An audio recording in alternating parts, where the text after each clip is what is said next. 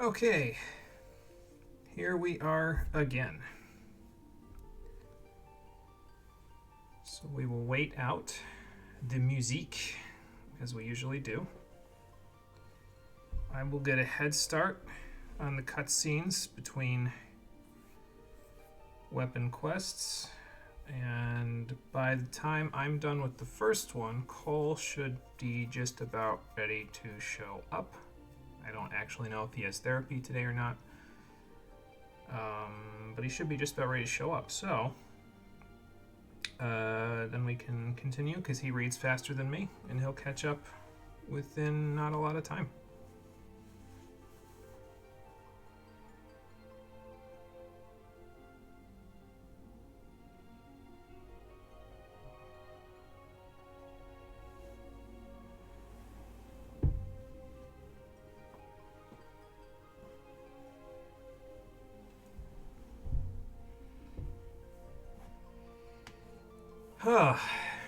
Checking them off. Every day I come to this game and I check it off. One less stream left to go before it's finally over. I don't think that's a healthy relationship to have with a video game, if I'm being honest. If you're, especially a game like this that's subscription based, like if you're paying $13 a month and you're ticking off boxes as to when the game is over, I feel like you're doing something wrong. I feel like you could use your money more wisely elsewhere.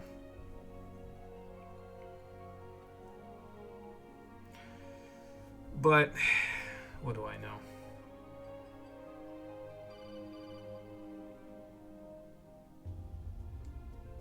Every time I say that, I keep thinking of the Kingdom Hearts 1 cutscene where I forget what the context was for it now because it's been so long since I played KH1, but Goofy and Donald are talking before they go on the gummy ship for the first time, and then Goofy says something, I think, that actually makes a lot of sense, and then Donald just goes, "Ah, what do you know, you big palooka?" And Goofy's like, "Oh, what do I know?" He has to sit there and think about it for a minute. I relate to that sometimes.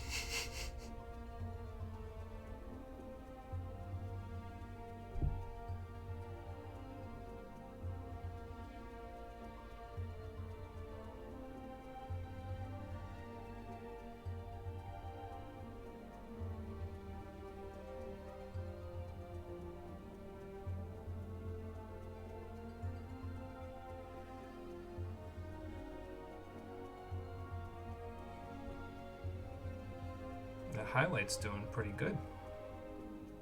200 and how many views? Let's see. While I wait for the music to get to the last part.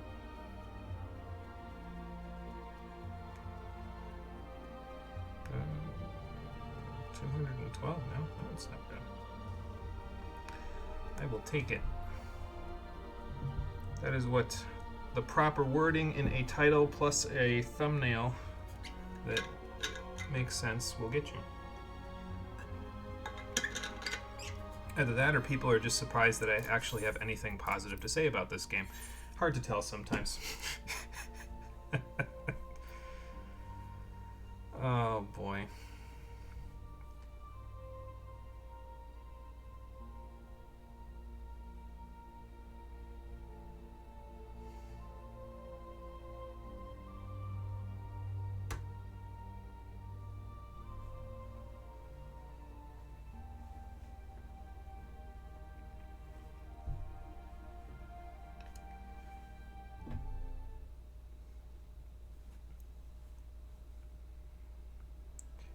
So I figured we'd go do the rest of the weapon quests before I go do the Allied Beast Tribe quest for Stormblood because, frankly speaking, I kind of liked the way that things worked out last time where we had something significantly heavier, even though I could barely take it seriously because they were evil for just being evil, and, you know, something a little bit lighter that was a little more goofy where the game remembered that it was a video game and it was time to have fun, not to talk about depressing real-world things. So I think we're going to do that exact same way. We're going to do the next 3 weapon quests, and probably by the time I get to the second one, Cole will be here so that he can catch up, because I'm sure he'll catch up very quickly. And after all of those are done, because I don't want to go into patch 5.4 on a low note, even though it'll probably be a high note for me, because if that villain keeps doing what he was doing, I'll be laughing the whole way there. Yeah, so we'll do it that way, and then move to 5.4. How you doing, everybody? Welcome back to Final Fantasy XIV Shadowbringers, the stream edition. Cole is actually here right now. The Ginyus are here right now! Let's bring him into the call. Oh, hi. What the dog doing? Interceptor is being Interceptor. I will give him another treat just for being Interceptor. Fuck. Goodbye. So when you sent me the screenshots, were all 4 of them there right from the beginning? Yeah. Okay, because only 2 of them showed up on my phone. That's really unfortunate. Yeah, so I was like, wait a minute. Like, I opened the desktop version of Discord, and I was like, wait a minute. Hold on.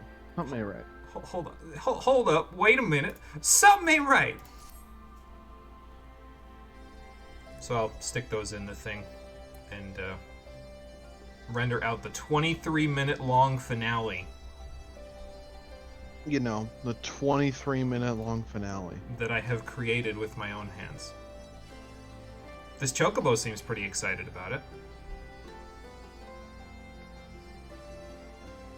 Yeah, well, that makes sense. It's a good thing they came to you for help, because you guys were probably the most likely of the bunch to help them. Oh, there you are. Sure, why not? It's not like I got anything else to do. Scions aren't ready to cure tempering yet, so, you know. Okay, can do. I don't know if there's an instance, but I'm going to invite you to party anyway, with the assumption that there is no instance, and we will just get through these in timely fashion. Yup. Alright, cool. You sound like you just woke up. I did. Good. The burger from yesterday knocked you out that badly? I was dead. Man, I'm dead. You know what was a shame? Yeah? Their French fries were a shame. Because you know how they usually make them, where they have like the batter pieces that they like drip onto them, so they have all that extra surface area, so they absorb more sauce if you dip them into something? Yeah. Yeah, they didn't have those yesterday.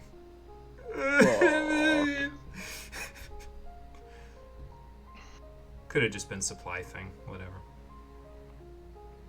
I'm one of the pilots, yes. I'm the lesser of the 2. This is Evelina, a Turncliffe resident. Well, I imagine after they occupied you guys for so long, it's probably going to be hard to go back to normal life. Yeah, not a fun time.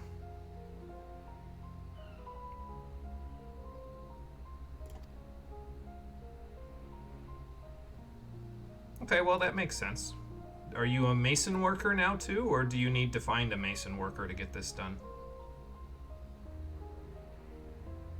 Oh, yeah, I suppose we aren't exactly lacking in masonry. Well, yeah, consider the location. But yeah, I suppose we're going to need, like, a list of the fallen in order to make a memorial for the fallen, aren't we?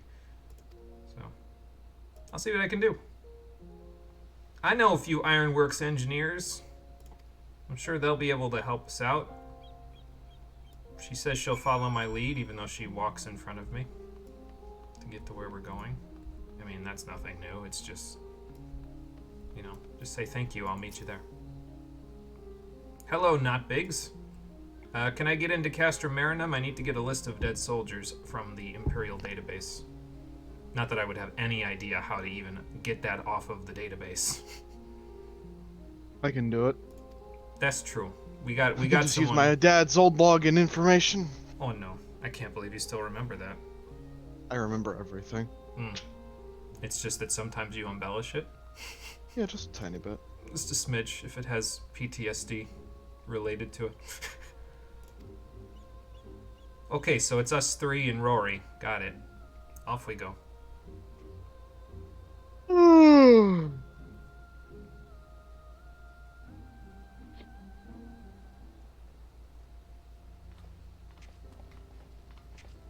Or they can go get it. That's fine. I'll just stay here. I wouldn't have been very helpful with the computers anyway. Beep, beep, beep, beep. That.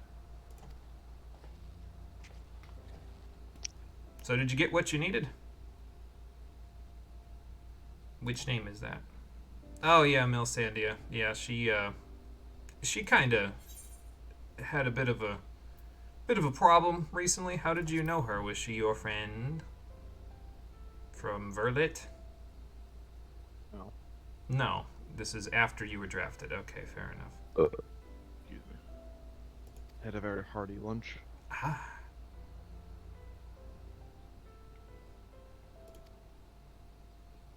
So you were in a different platoon, and they were in the Imperial Magitech pilot War Machina training program that could never possibly go wrong ever? Ah, yes. My favorite Eldritch Horror War Machina.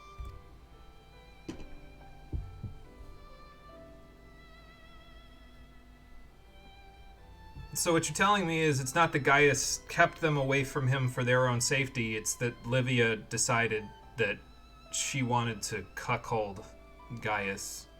Well, not really. The opposite of cuckold Gaius. And in the process, cuckold all of you. Great. But you don't need to keep her at arm's length. She doesn't have a knockback mechanic.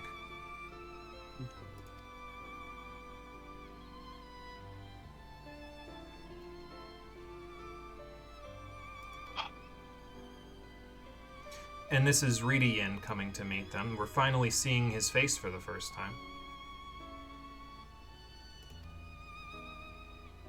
Because they mentioned, I think they even mentioned it back in A Realm Reborn, that it wasn't very often that a Rogadin made it to, like, Legatus or higher, basically, in the Imperial Legion. Wasn't very common when a Lalafell did it either, but...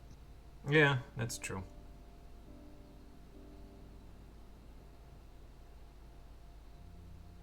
Well, that's good because, you know, 2 Imperial ships definitely also came crashing down when Ultima exploded them.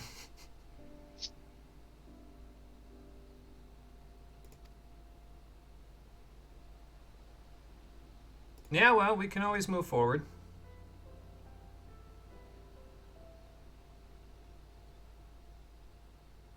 True. Very true. That's because they are evil for just the sake of being evil. At least that's what it seems like so far.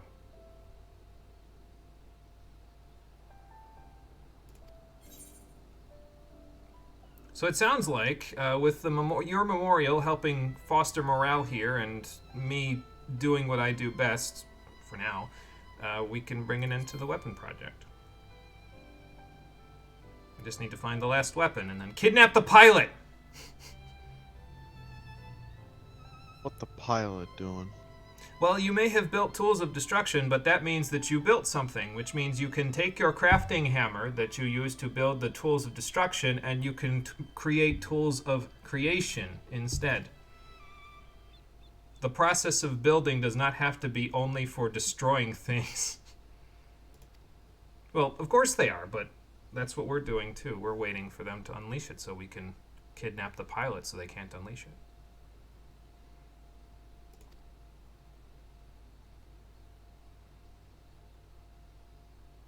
God forbid, we have so much shit to get through. Mhm. I'm like remembering how long these quests are. I'm just like... Well, I hope we finish them all today.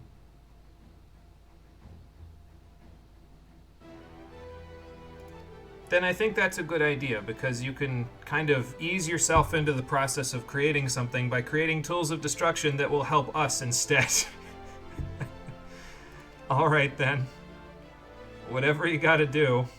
I'm not above the process. Of getting the damn pilot out of the damn mech. Get out of the damn mech, Shinji. I mean, I'm okay with that. That means I don't have to use any more computers. Beep, beep, beep, beep, beep. I can leave all the computer work to you and the people who actually know what they're doing. Imagine knowing what you're doing.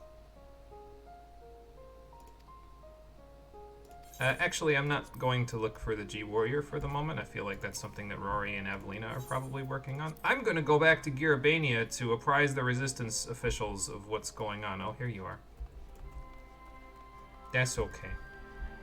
You and I have to take walks every now and then. Sleeping Chocobo. Look at the baby. Yes. I would say what the dog doing, but it's more of a chicken than a dog. Just don't let him hear you say that. He'll Choco-meteor you again. They aren't red, though. Doesn't mean they can't cross-class. Chocobo stands up, changes for color to the sound of the class-changing sound, drops a meteor on my head, goes Bonk. back to sleep, class-change sound. Yep, pretty much.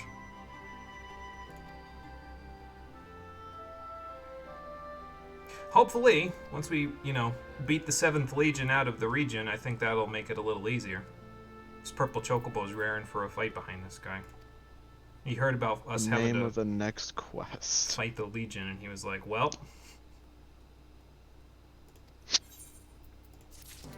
Anyway, the next quest is right now! Duty in the sky with Diamond. God damn it. Alright, where's Lucy? Is she using 100% of her brain yet? Oh, okay, good. And who is the ideal person to explain the situation? Oh, Nago. Good to see you again. For all those custom deliveries. It has been too long. I find it amusing that you get that there's the option to fuck up names. Because some people play this and don't do their custom deliveries. But I wouldn't forget because I did the custom deliveries on screen, so now it's imprinted in my brain forever. Uh-oh, serious business time. Yeah, well, that makes sense. I mean, they took one look at Alamigo, the Alamigan resistance that was helping them, and they were like, nope, we want that now. Now. We want that this instantaneous.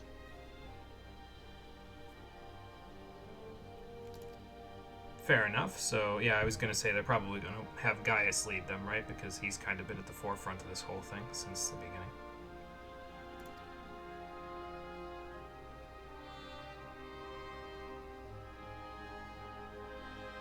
I mean, I guess he kind of seemed like an asshole back in A Realm Reborn, but then again, that was written in 2012 and 2013. I suppose he would know the city better than most anybody, though, if he took it away from them to begin with. Sure, Nago, why not? I already know the guy pretty well, so won't be too hard to get a formal introduction. Then let's head that way, and we will see what Gaius' plan is, because I'm sure he's already stewing with a plan. It's nice that they brought her back, because she kind of got put on a bus after pretty much all of the events of Rauger's Reach. She was just like, well, okay. I'll just be here helping the Resistance, and then you could do her custom deliveries weekly, but she didn't really do a whole lot outside of that, so...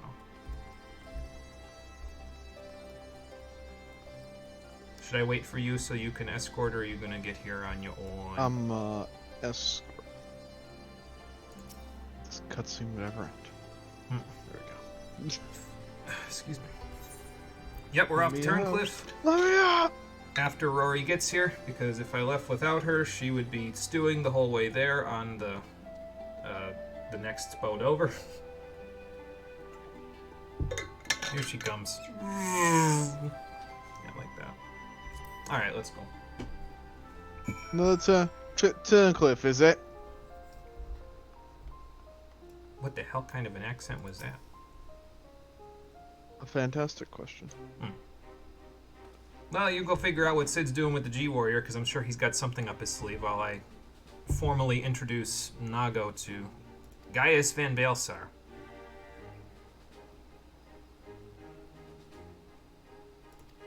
The answer is yes. And Gaius' face is like made of concrete, Mm. carved out of stone. You know, for a guy that wore a helmet for most of his life, it's kind of funny that he isn't like, you know, just doesn't have to get out of the habit of making faces or something now that his face is more open to people. Because I feel like if I had to wear a helmet all the time, I'd be like doing stupid shit, making faces all the time.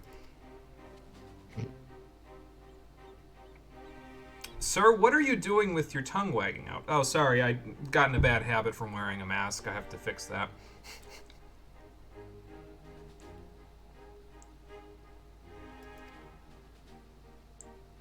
Oh.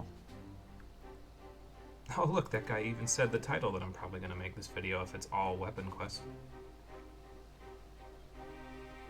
I doubt it's going to be all weapon quests, just a majority of weapon quests. My prediction, we'll be done with the weapon quest at 6:30. Ah. Well, I'll probably get the Stormblood Allied Beast tribe quest done too. Then I can go back into bed and go to sleep for another hour. That's true, because you already got me the screenshots, so you don't have to do anything while I'm doing that. Hell yeah, gamer.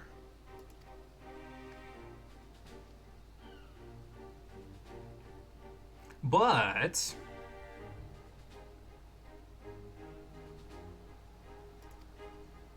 sounds like you've got something to prove, Gaius. Let's hope you're up to the challenge. Well, that sounds like a good start.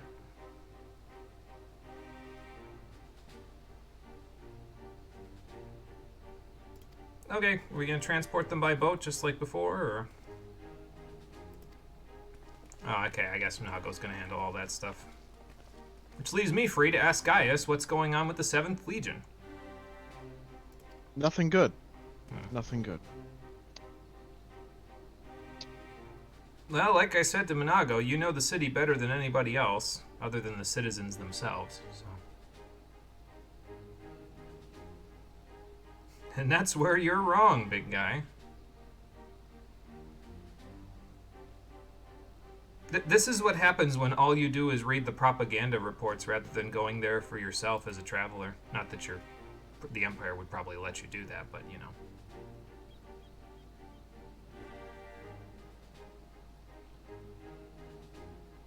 Yeah, Valens kind of brings shame to the entire concept of a Garlean Legatus.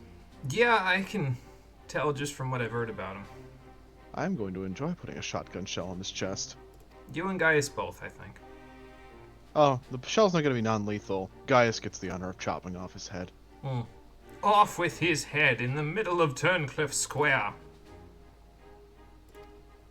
Did I miss something, Severo? What's going on? Oh, okay. Sure.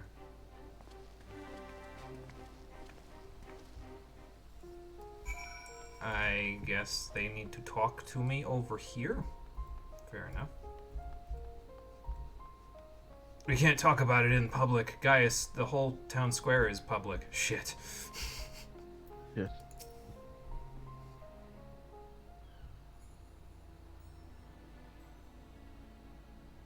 Whee! Okay, so what's the personal matter that's distracting you? And by her, you mean Allie, I would assume. Let's see what we got.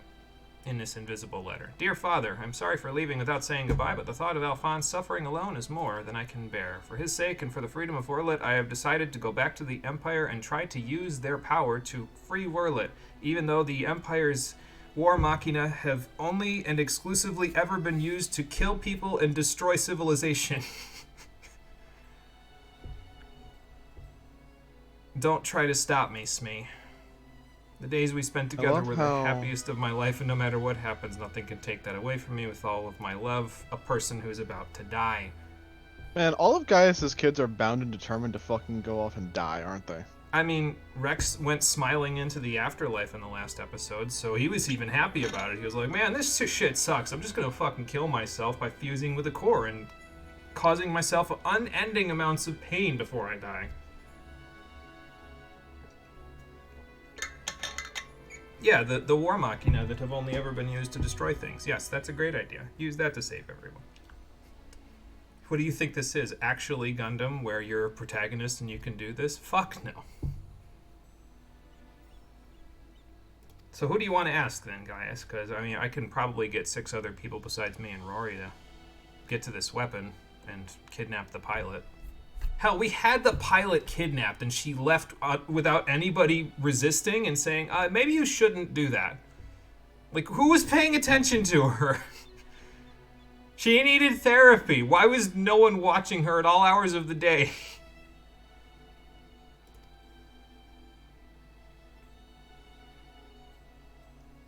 Yeah, well, I don't exactly... I mean, I helped pilot Sapphire weapons, so that would probably help with the numbers, but I don't know if it would help enough.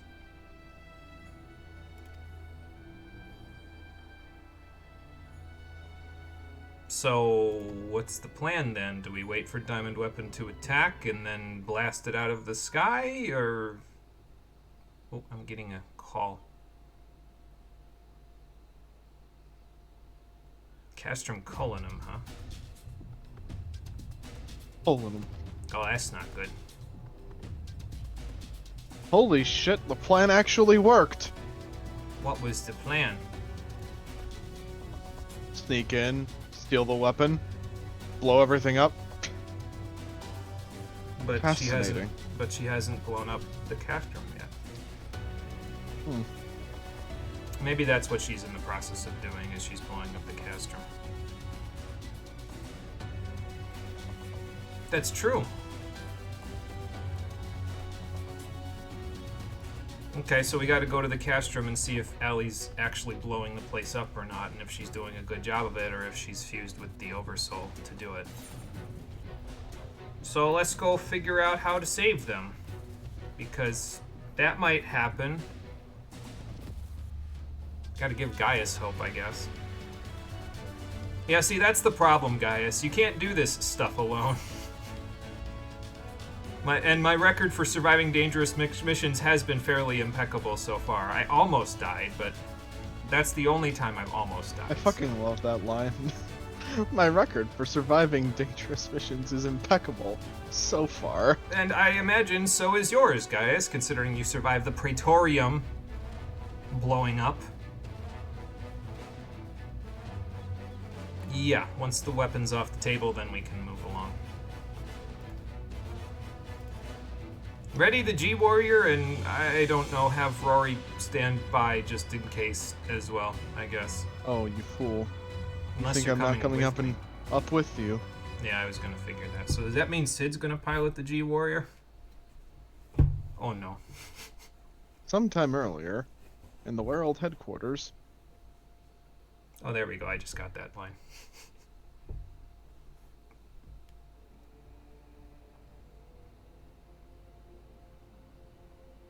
I was beginning to think you weren't coming back. Now, we need to cattle prod you because you stepped away for too long. See, like, when you do that, okay, like I said before, when you make a character so irredeemably evil, you have to walk a very fine line between certain aspects of his character in order for people to take him seriously. But when you have him do that, and did you see how his legs, the way he was walking like that? That's how I imagine Kefka walks everywhere. Yeah, that's what I mean. And the reason why Kefka is such a fun villain is because you can't take him seriously, but he does awful, terrible things despite being a literal clown. I don't think that's what they were going for with Valens. At least I hope not, because if that's what they're going for, then they did a terrible job of making him a literal clown. Maybe he needed to laugh a little more. Anyway.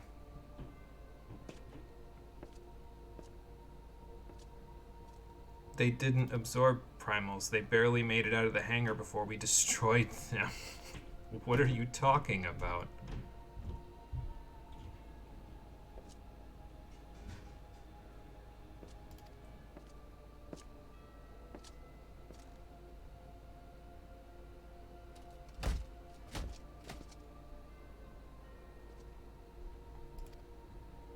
And how is any of that her problem?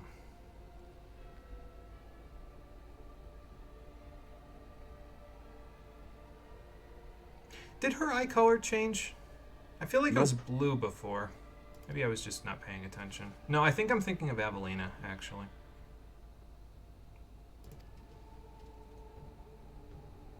Okay, so Diamond Weapon is souped up with a bunch of core data.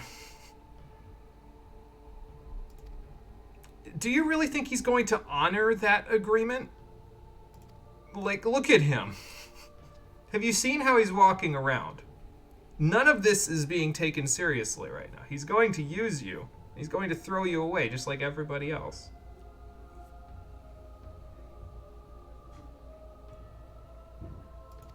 Like, I just don't really see the point of her going here. Like, this... They talk about how much they, you know, love Gaius, and they thought that he was like a father to them, and then she goes behind his back. Like, where's the trust, Allie? Thought you liked this guy. Because she's a young female aura who doesn't wear pants? Is that all the requirements for you, Valence? Starting to sound like that weirdo that Majima based 1/3 of his personality off of in Yakuza 0. The one who gets a boner every time somebody wants to fight him. I don't remember who he is. I think I would, considering how important he is to Majima's entire existence.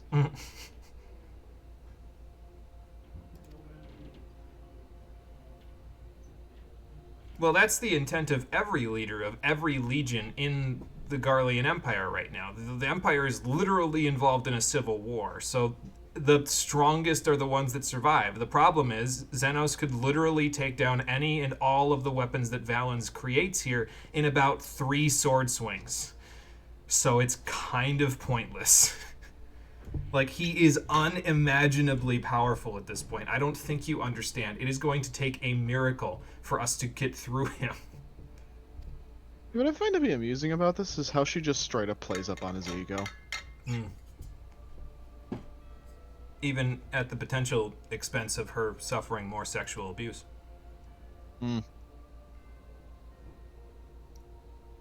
Whatever his name was, don't worry about it. We already had him absorbed into the core of Diamond Weapon. So fuck you, and fuck your dreams.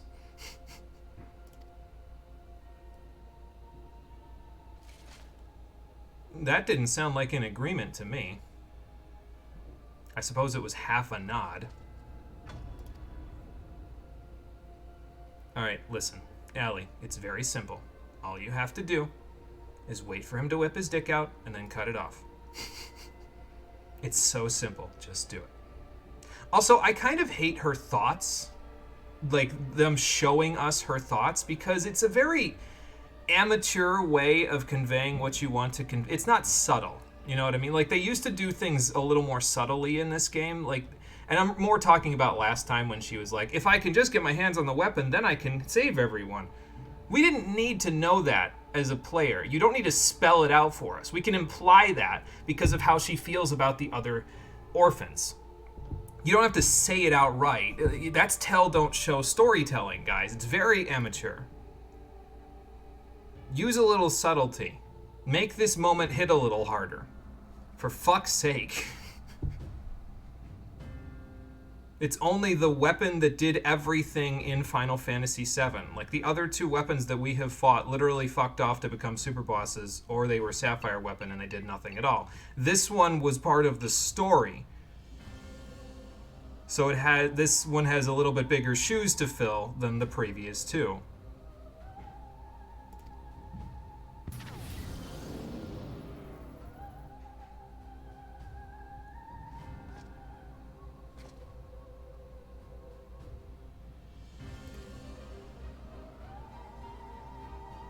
He says perfection itself, but Diamond Weapon was lucky if it could do 3,000 damage a pop to you back in Final Fantasy VII.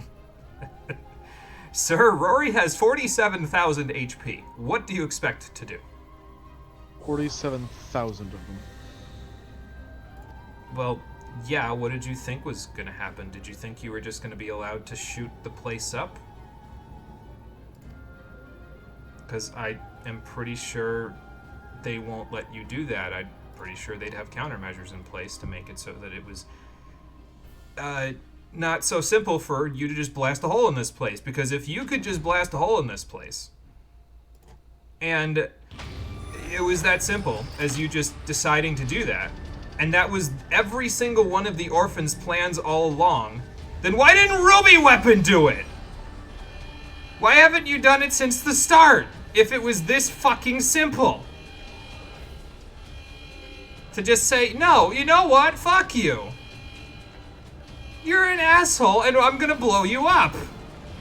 Like, if you were all planning on doing that, why do they have to wait until most of you are dead before you decide, you know what, I'm actually going to go through with the plan? Like, just do it. Don't let your memes be dreams, War Orphans. Just kill him.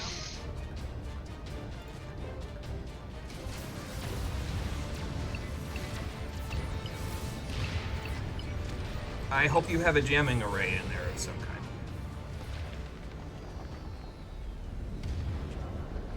Or I hope you hit something that could cause structural integrity problems.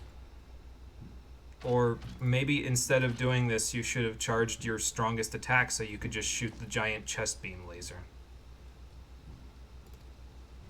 Had me worried for a moment, and then a gigantic pylon just drops on his head, and he dies.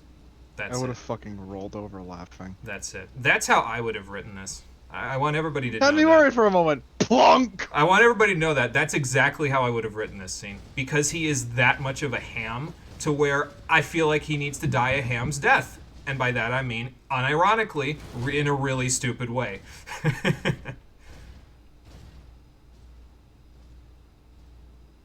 So, are you gonna blow up the weapon with the Magitech armor? Like, what do you think the Magitech armor is going to do? You still have to go into this cockpit to arrest her on foot, right? And I assume the cockpits aren't exactly easy to get into. Yeah. Given that you're never supposed to leave. Oh, look, I was correct. He's inside the weapon already. Well, you see, Overmind is a little bit different from Oversoul. You probably won't die a terrible, painful death, but...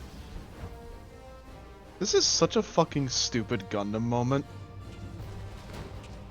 It's not really explained in any way whatsoever, but you know. It's so stupid, and I love it. Oh good, use the chest cannon. Thank you. Why didn't we do that in the first place? Well, there he goes.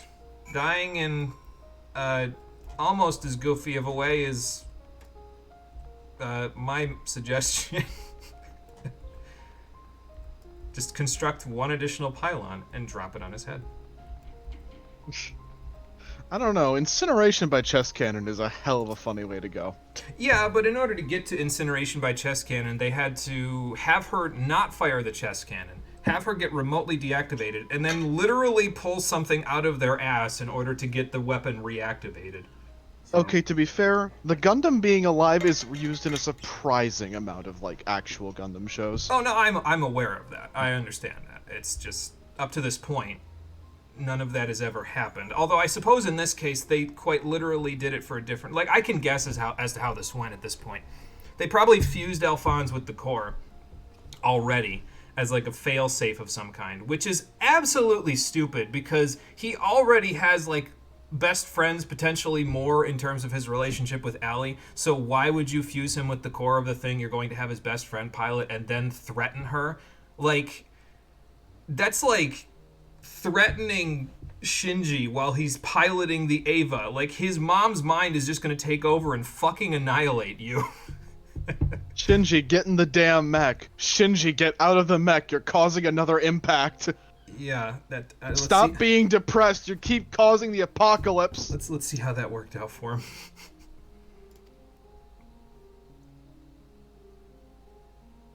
Well, that makes sense. We fought one by land and one by sea, so. Although you also fought Diamond Weapon by land back in 7, but that was because they did something else with the airship. They had a whole sequence for the airship where you escaped from being captured.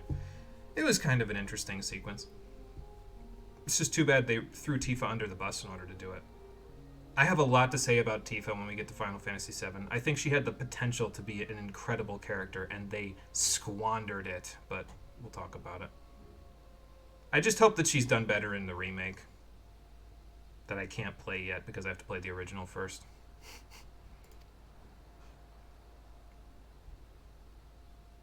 God damn, Sid.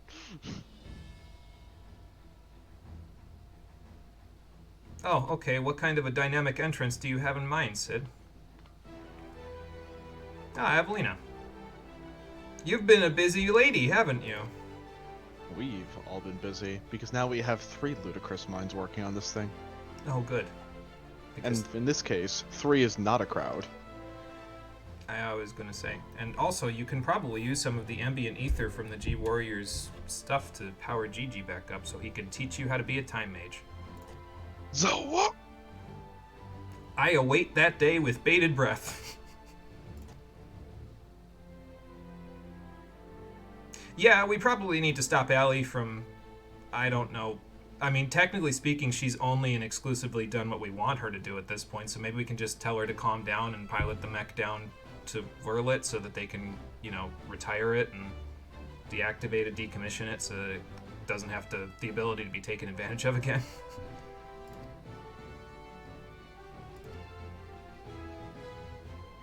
Yeah, so how are we getting the diamond weapon? Other than, just calling Allie on the link shell, because I'm sure she would have had a link shell with Gaius. If she didn't, what were you guys doing while she was sitting there? Like, just letting her twiddle her thumbs like Rapunzel in a tower? Okay, well, I guess Sid has a plan, but we don't get to see what it is just yet. Rory's already seen it, but I'll just be none the wiser until we get there, because it's probably better that way. The less questions I ask, the better.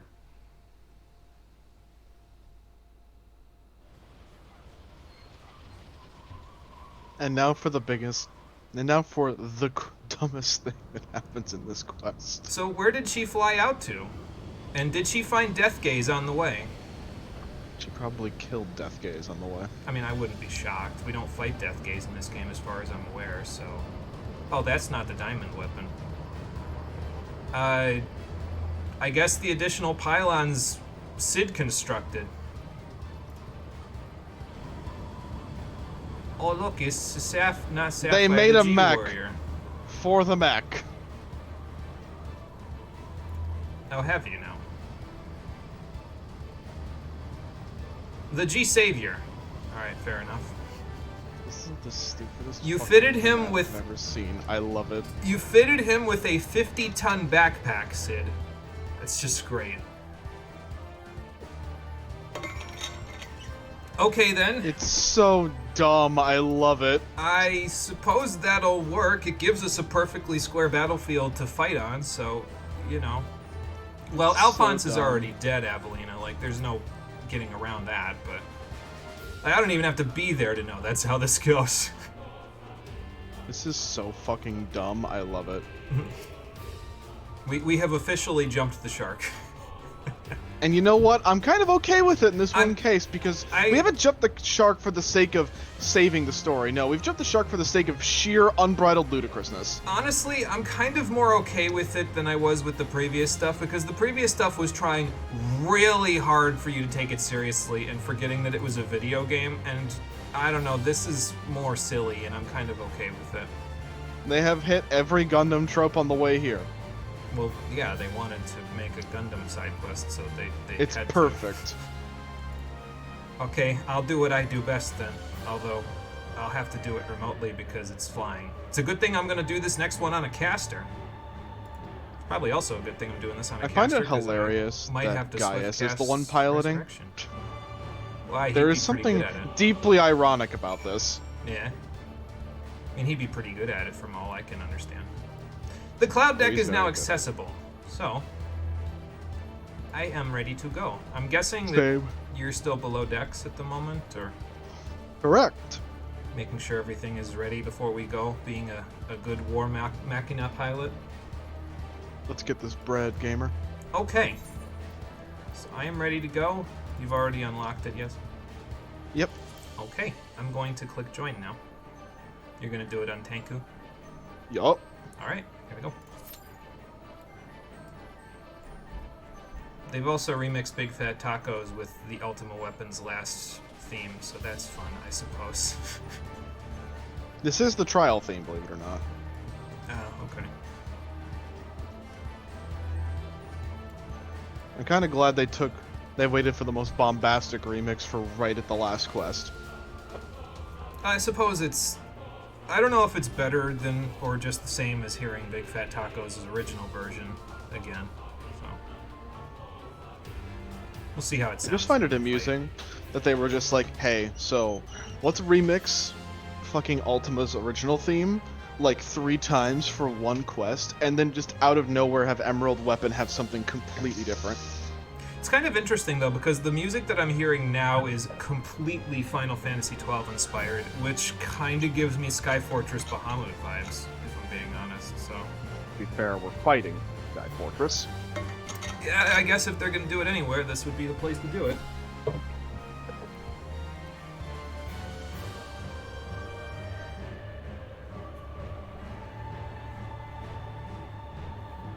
I'm actually kind of surprised, though, because, like, after how long the Emerald Weapon quest was, I was figuring we weren't going to get here until about half an hour from now, but, well, here we are. We still have to do the post-game quest. Yeah, I was going to say, this probably means that this quest, after we defeat the Diamond Weapon, is going to be really long, and then we've still got one more quest after that, so... And then I get to go into controversy! Oh, no. Well, depending on how long this, goes for, we might as well get all the controversy out of the way. We can talk about, whatchamacallit, my thoughts on the music of the game. Oh, fuck. Q popped. The Q struck! The Q popped! Fuck, I was washing dishes! Oh, no. Make sure your hands aren't wet before you sit back at your computer. God, why do hands take so long to dry off? It's not fair, man! Oh, well, I got most of the dishes done. Hey. You can get them all done while I'm doing the Ally Beast Tribe quest as well. Q actually popped pretty quickly, considering. People actually really like these 3 trials. They're very popular, I'm noticing. I think they added another percussion Mark 1 channel just now, since we got in here. So this is Mark 1, but the others are Mark 3 and Mark 5. I guess they went through more iterations, and this was like the newest one. Yeah. So they were like, nope, no time for iteration. Also, we must destroy. This opening is sick as fuck. Oh, here we go. Familiar male voice. Would it be familiar to us? Have we heard or seen? You have heard him. He did show up in the first quest. Oh, yeah, okay. This is so fucking cool. Here, have a missile that has missiles in it. Look at this shit. Look at this. She just kicked one of them. Like, fuck this missile. Why the fuck is this opening so cool? You didn't have enough flares, Allie? Alright then. Fair enough. Sid, I don't know if that worked. I mean, it's flying slower now, but... Oh, okay. They're just sending me up here. That's it. I'm the only one... Oh, wait. Where did you guys come from? Other decks. Oh, okay. Hi. Fun. That's cool. It's so fucking cool for no reason whatsoever. Alright, let's get Carbuncle in here before we go anywhere. I'm gonna munch. And off we go. This quest has no right to be this ridiculous. Diamond Rain. I'm gonna guess that's, That's gonna be a reprisal from AoE. Michi. Hey, my Aegis was up at the correct time. No, that's Alphonse. We can hear him. Oh, look, another deck. Also, I built another one. Nice. That should help. Alright, You're nobody wondering, die. Cole, I why use are my you swift standing cast. I can't res you for 60 more seconds. You'll be wondering, Cole, why are you standing here? You'll find out. And Purge. Oh, dear God. Oh, I don't know what that does, but I'm gonna follow the party. Immobile suit. Nice. This is so fucking dumb. I love it. Okay, so Adamant Purge destroys the other deck. Got it. So just teleport before that. Or rather, it hits the other deck with no safe spots. Yeah. So, get the fuck out of the way. Stay. Oh, you're right. You just baited that red mage, bro. I sure did. Phoenix! Oh my God, red mage! I just rekindled myself. I'll rekindle you next time. Whoa. I'm pinned between a rock and a hard place. No. Yeah, by the way, there's a split tank buster autos. This trial is dumb. Oh, good. My Aegis popped and my Unkindle popped. That's a good idea. Go to the next deck. Wow, we took like no damage over here. I just fell off. I'm fucking stupid. Ruh-roh. More purge. Oh, okay. Well, you'll be back. Just don't press any buttons until after the thing goes off, and then I'll give you a whatchamacallit. Count as being in the stack. I'm gonna go over here. Searing Light! Bahamut! Oh. Get to the cool part now. Hey Marie, how you doing? Welcome back. Rory got deleted as soon as you showed up. That's okay. Rory's back up. Oh, my Bahamut! Also, it fucking transforms. Why is it Ifrit now? Oh, that's a Knockback. knockback. I'm gonna stand with the tanks. Whee! Yeah, it was a little spicy, actually. Airship's Bane. Oh, it's a good thing we're over here, then. That was like 2/3 of my Searing Light window that you just decided to fuck off for. Asshole. Transition is actually really cool. I'm not gonna lie. Outrage. Gonna guess that's AoE. I wonder if she'll confuse You're herself surprised on after that. she's done with this.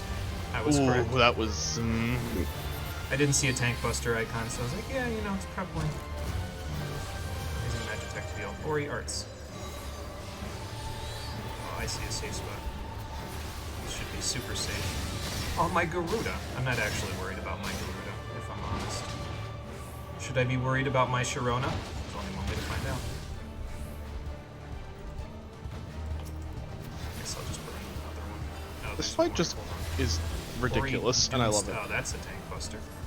Yup. Well, I know That how to bitch fix hurts. that. Hold on, I can't fix it yet. Damn it. Wow. Okay. I was gonna Phoenix, but I'll wait. She really likes going untargetable, doesn't she? By the way, I should probably mention, do you want to know what changes for the EX? What's that? The AoEs are so much faster. Oh, okay. I feel like I'm fighting Sonic the Hedgehog. Well, that makes sense. Vertical Vertical cleave. cleave. Wow. I don't know if that was a good use of my knockback prevention, but it's the only one I've seen so Ori far. Doomstead. So. Oh, I'm in the middle of my cast. I can't handle it. Oh well, it'll be fine. Bonk. Ori Arts again. Okay, so here this time for now, and then move after, it looks like. So wait for all of the side ones to go off, and then move out of the way. Yeah, Yeah, this boss really likes going untargetable. I see that. You're fused to the EX, you're so tired of some of these fights. Fair enough. Alright, I think I should hold Bahamut until after she's done going untargetable again, because I know it's gonna happen. Yeah. You bitch!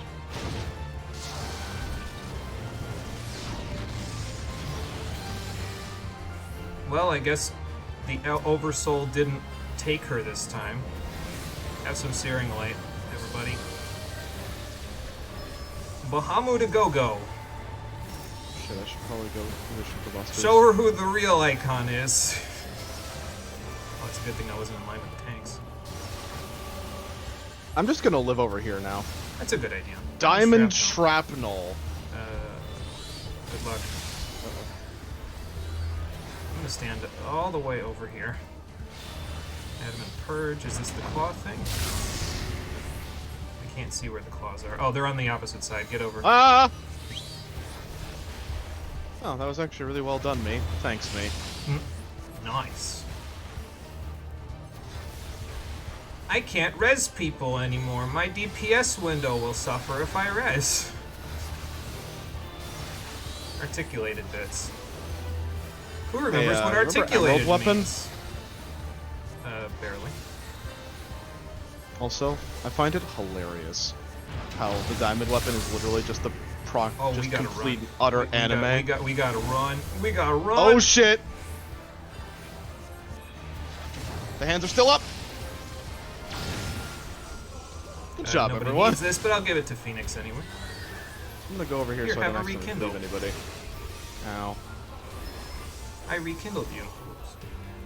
Actually, that works out. Yeah, we take like 2,000 damage over here. You guys take a little bit more, but hey, it works out. Edmund Sphere. Remember that is. Your DPS is 0 if rule you wipe. is- That is true. The rule is never fucking stand in I'm front going. of the teleporters. I'm in one. My DPS window. Uh-oh. I should get over. The monk is I'm in. punching. I made it. Gonna live over here. Is it still line aliens? Diamond Rain. Let me get a reprisal. I have a searing light for everybody in a second.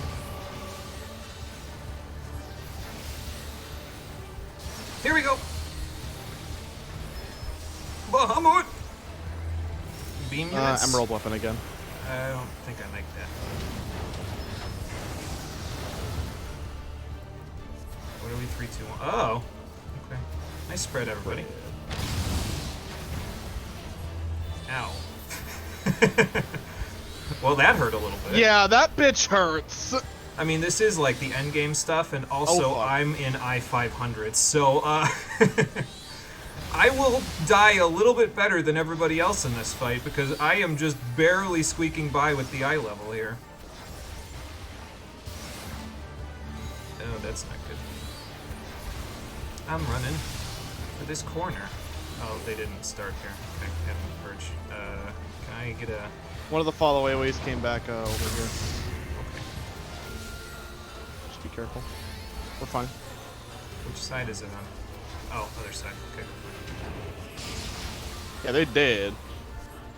Yeah, by the way, that just straight up kills you. Phoenix, a go-go. Nice. Cleaves the entire party. It's a good thing that laser barely grazed me. Well, Sid, that seems like a big oversight. You should have kept the containment field holding for all of this. Okay, there they go. Petition for SC to slightly separate the ships so that melee DPS can't LB without falling into the abyss. That seems like something I might do if I designed this game. That's why I was just taking notes. Good job, team. Yeah, I'm very much so looking forward to that trial because that's one of the few I think that would actually get your blood moving. It was pretty okay. I think Emerald Weapon was a little harder. The weapon's a little bit more rough because it's a two-phase fight. Hmm. Which is weird because the two-phase fight happens in the middle rather than at the end. Yeah. So. Oh. Okay, Like they're both every other weapon fight had a two phases because Ruby and Emerald did, but Diamond did not. Yeah, they saved that for the Savage, like this was a freaking. Actually, believe it or not, raid. there is no phase change in EX. Hmm. The fight's Really? just harder. Okay, well. Alright.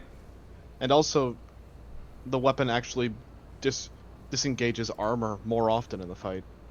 Well, that makes sense because it's faster and does more weird stuff in that part. Also, the mobile suit. Yeah, I saw them too. As soon as I saw it, I was like, nice. Cole get said the they cool were cuts. pulling out all the Gundam stops, so. So where did she crash land? Did she crash land in a bell tower? Is she now deaf from us leaving her there for hours to listen to the bell tower every hour on the hour? Bong. That actually happened to a guy in Normandy, if I remember right, on D-Day. Because before they had before they went to the beaches of Normandy, they actually had people airdrop behind enemy lines so they could pincer attack them. And one guy, probably the most unlucky person on the face of the planet, he airdropped and his parachute sent him sailing directly into a bell tower where it got caught on the roofing of the bell tower. And he had to sit up there for hours until they took the town back and could take him back. And he was completely deaf by the time it was over. He didn't die, though, even though he was a sitting duck for, like, almost a day, so good on him, I guess. Big robot. Well, we found it. And we found her. You, feeling a little worse for wear after your outing there, darling, in the Franks? I don't even know what that is. I just remember the name. We should catch her before she falls on the ground. Damn it, Gaius, that was your one job. You, wouldn't happen to have learned Aurora, would you? Because I can cast Physic, but it literally heals for about 1/10 of what you'd do with Aurora. I'm a field medic. I got this. Okay. You and Gaius both just Aurora her at the same time. Unfinished business, huh? Alright then. I guess I'll take her back with us. That's fine. Maybe it's better if I don't ask. He needs to bury the weapon so it doesn't get used again. He needs to decommission it. Whether This it's by cutscene force is or not amazing. is the question. You'll see why. Excuse me. He's gonna blasting zone it.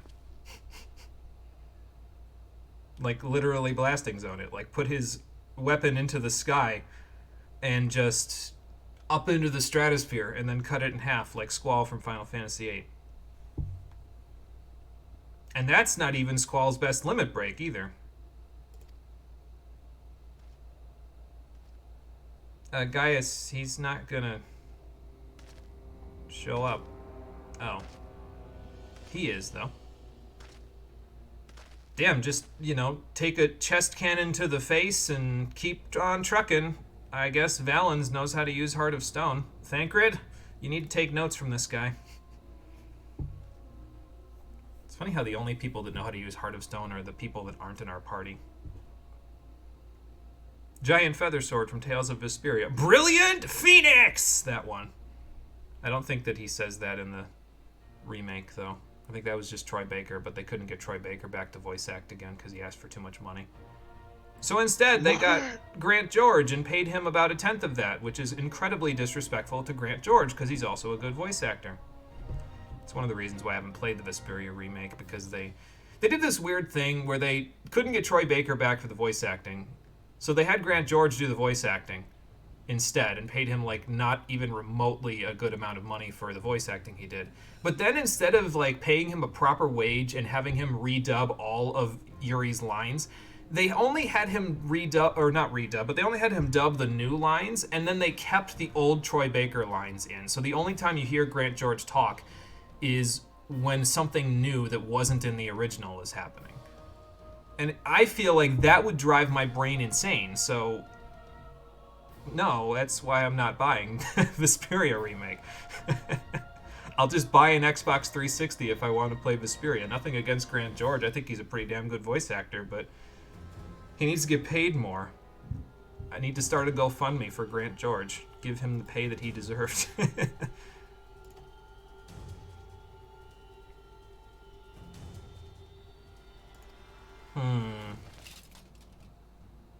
Yeah, no, the Empire is currently Xenos', and he's running it into the ground, so why would you want it?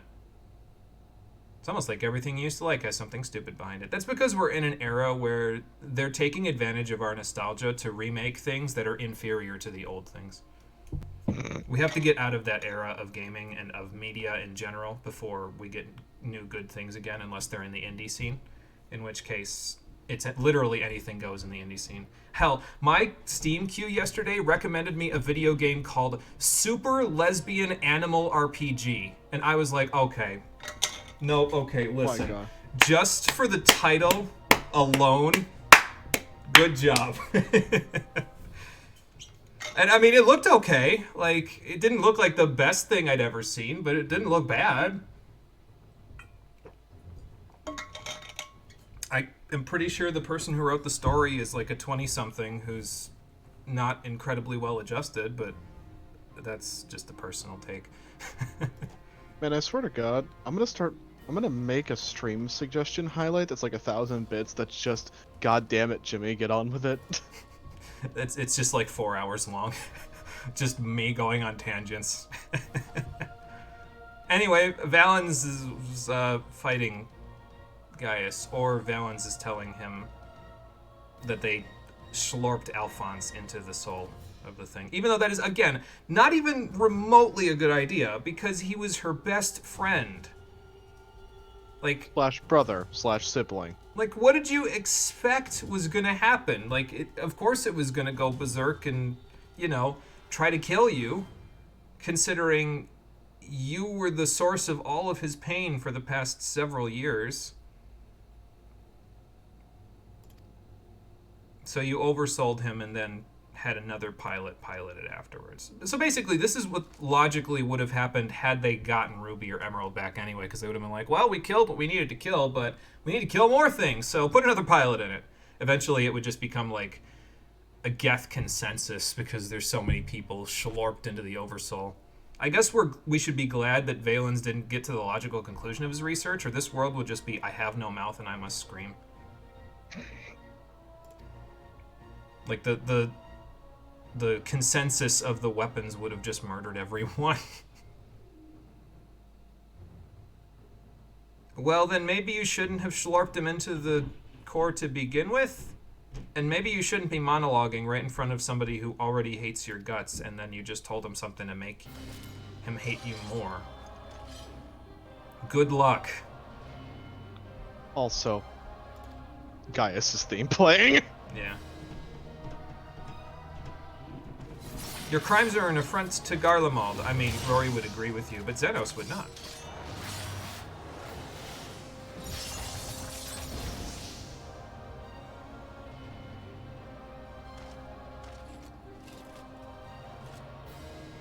I don't know that you have. He's killed an Elder Ascian since the last time you saw him. He just has to use the new tricks. Like an armor-piercing explosive bullet.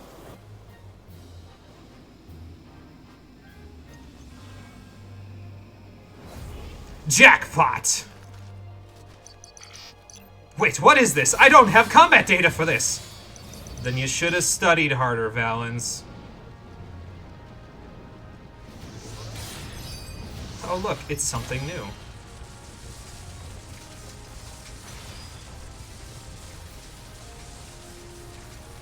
No, it wasn't. And that's precisely why you're about to die. Because you're stupid enough to think that he could ever come up with new tricks. He's an old dog, Valens, but that doesn't mean anything when it comes to anime characters. Gaius has no right to be this cool, but he just is. He just Renzakukened that man. All I hear is Rise of the White Ring, Corvus Abyss. You fell out of Tails, got bored with Monster Hunter between releases. Fucking shit, is there anything good left? Yes, go play Chicory, A Colorful Tale, Marie. You will not regret it. Oh. It's turning back on. Yes, because Valens is dead, so now Alphonse has to do the victory pose in the diamond weapon before he dies. It will be almost as ridiculous as me going Super Saiyan Blue last time. I don't know if... Cole wasn't here for that part. Did you see the highlight? I did. Yeah, so, You're about to see another highlight. Oh, no. Yeah, because he's going to squash this man. Well, you see, he saved some backup data.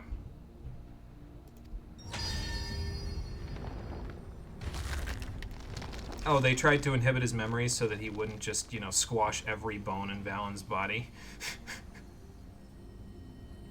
I want you to listen closely over the course of this cutscene. Very closely. Oh, look, you're already hallucinating. That means you're already dead. Ghosts of your past coming back to haunt you there, Valens? It's about time.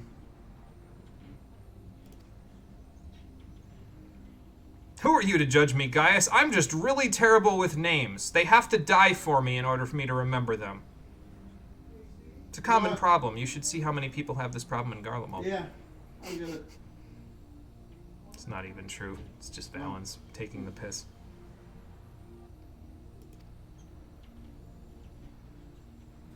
Character development. Hey, there we go. Gaius took a page out of my book.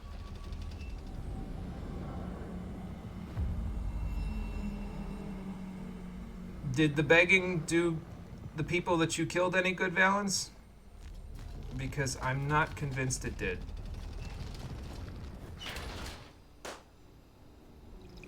Just pops like a balloon.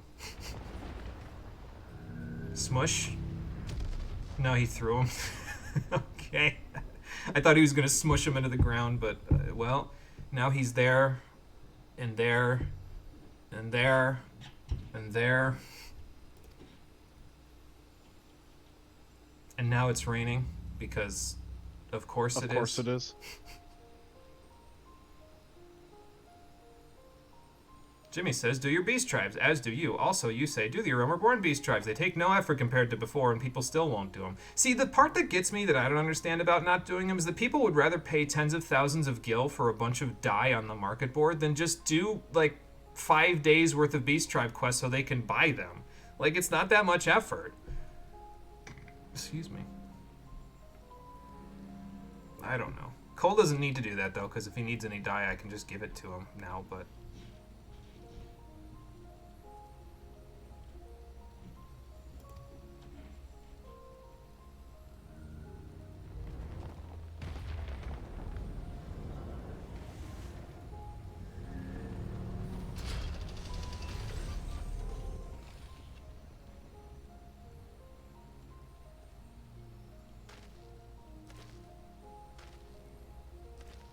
Is he reaching out the chest cannon so guys can give him a head pat?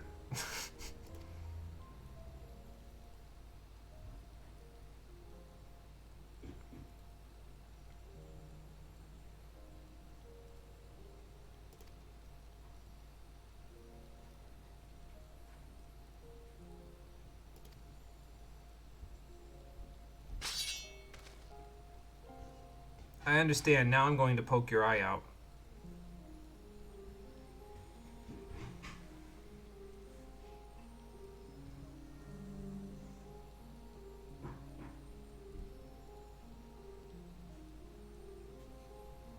I'm so proud to call myself your son that we are speaking entirely through memories because I can't move my mouth.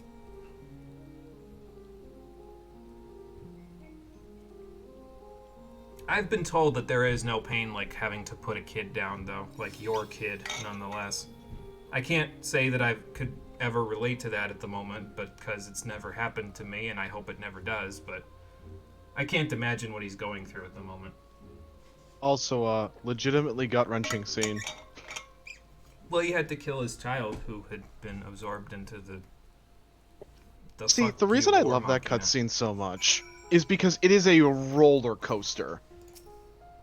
You save one of the kids, you take them home. Gaius fucking bodies the absolute shit out of the main villain. The main villain gets his fucking head popped in probably one of the most brutal villain kills in the whole game. We don't get to and see then it, Gaius but has that to would have been murder silly. one of his kids. Yeah, so that's like the falling action, right? Like the climax is Valen's exploding like a balloon. The falling action is Gaius having It's to have okay. a quiet It gets moment worse from Marie. with his child. Some site you were on said you can finish the Endwalker Beast Tribes to completion in 10 days. Holy, there's no way. I mean, okay, if you do the Realm Reborn Beast Tribes, yeah, maybe I could see it in 10 days. But, like, the Endwalker ones? No, there's no way. You've passed that mark and haven't fucking finished. It's better than the fucking months that it used to take. And the escorts that you used to have to do with the Sylph quests and all that stuff. Yeah, I know. It's okay. It gets worse. Oh, boy. Well, I only got one quest left, so we'll see just how much worse it gets. Okay, good. So the 7th Legion is dismantled. And Verlet has become free. Technically speaking, so has Baja, because the 4th Legion was slaughtered. Not by my hands. No, Xenos did that one, but, you know. Makes me wonder when Maxima's gonna show his face again. Because he's around here.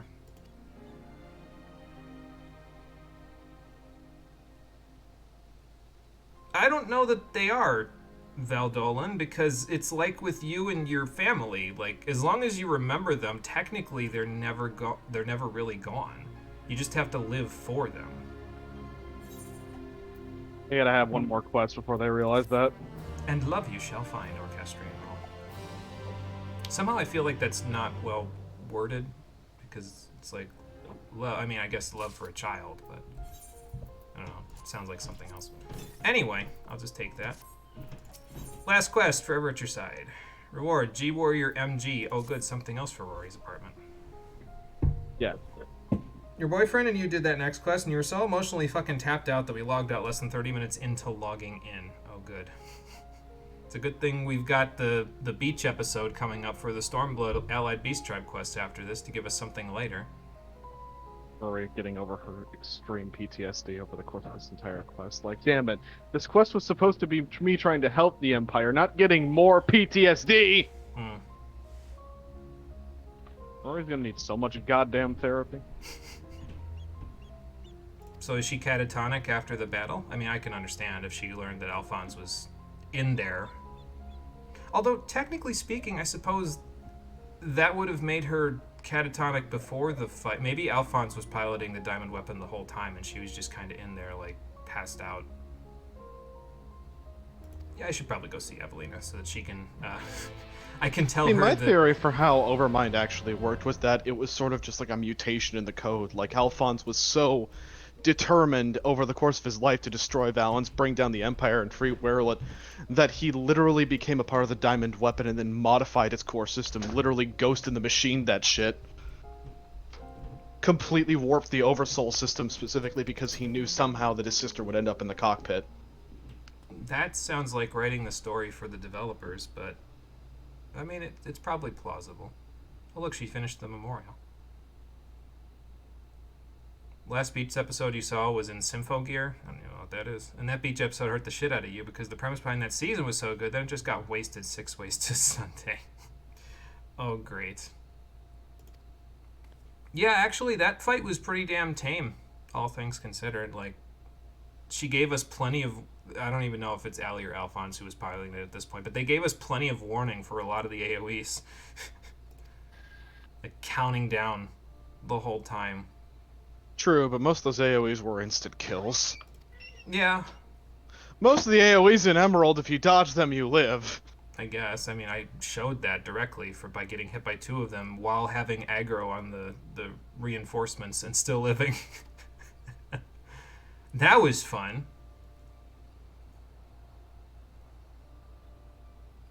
Now, for what it's worth, I think they'd be glad to know that people are remembering who they are.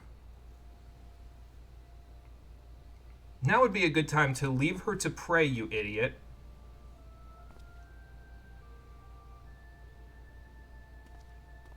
Let her have this moment to herself.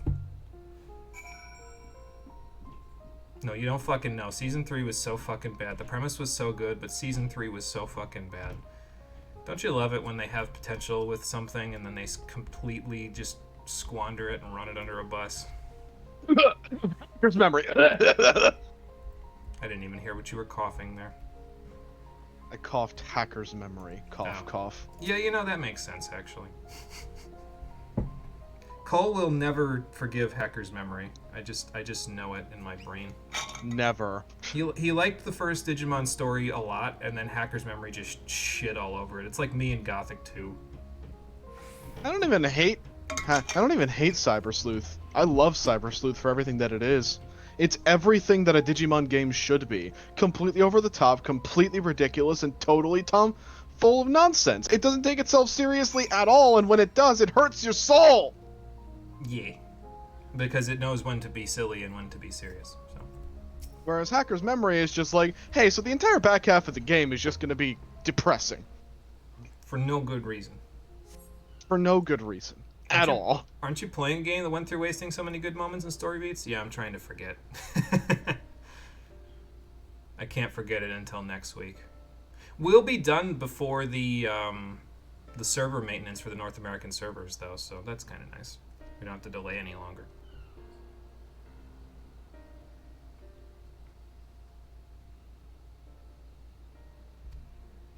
I don't know if it's a good idea to send for her, Gaius. It's probably better that she stays in bed.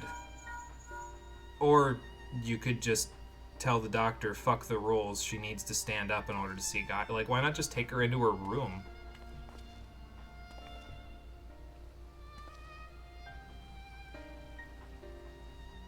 Yeah, that looks like the slouch of someone who's not over their PTSD.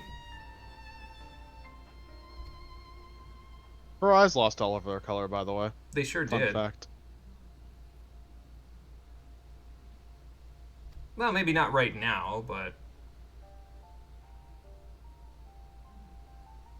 Cole, pick food so from was the it? culinarian list, and I'll make it as a reward for finishing this quest line. So was it the weapon plus something else, or no? It was just the result of trauma. I mean, I guess that could come from the weapon too.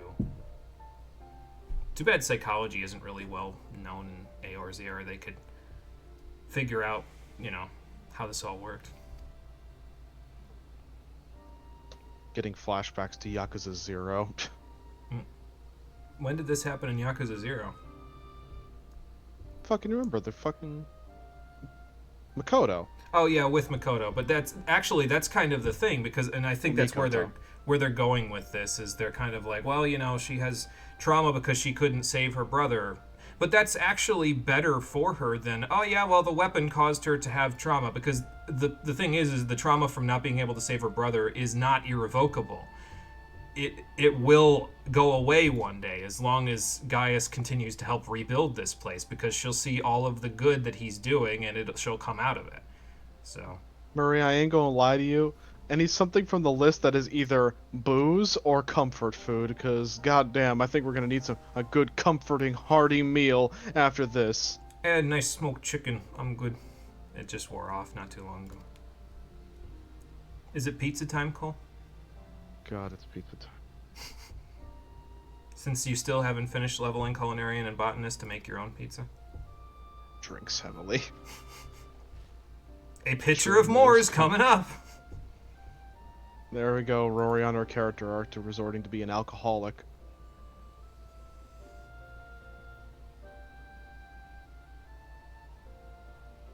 Well, no, this isn't their reward, Sepra. Their reward is Verlet being rebuilt. It's just not going to happen immediately.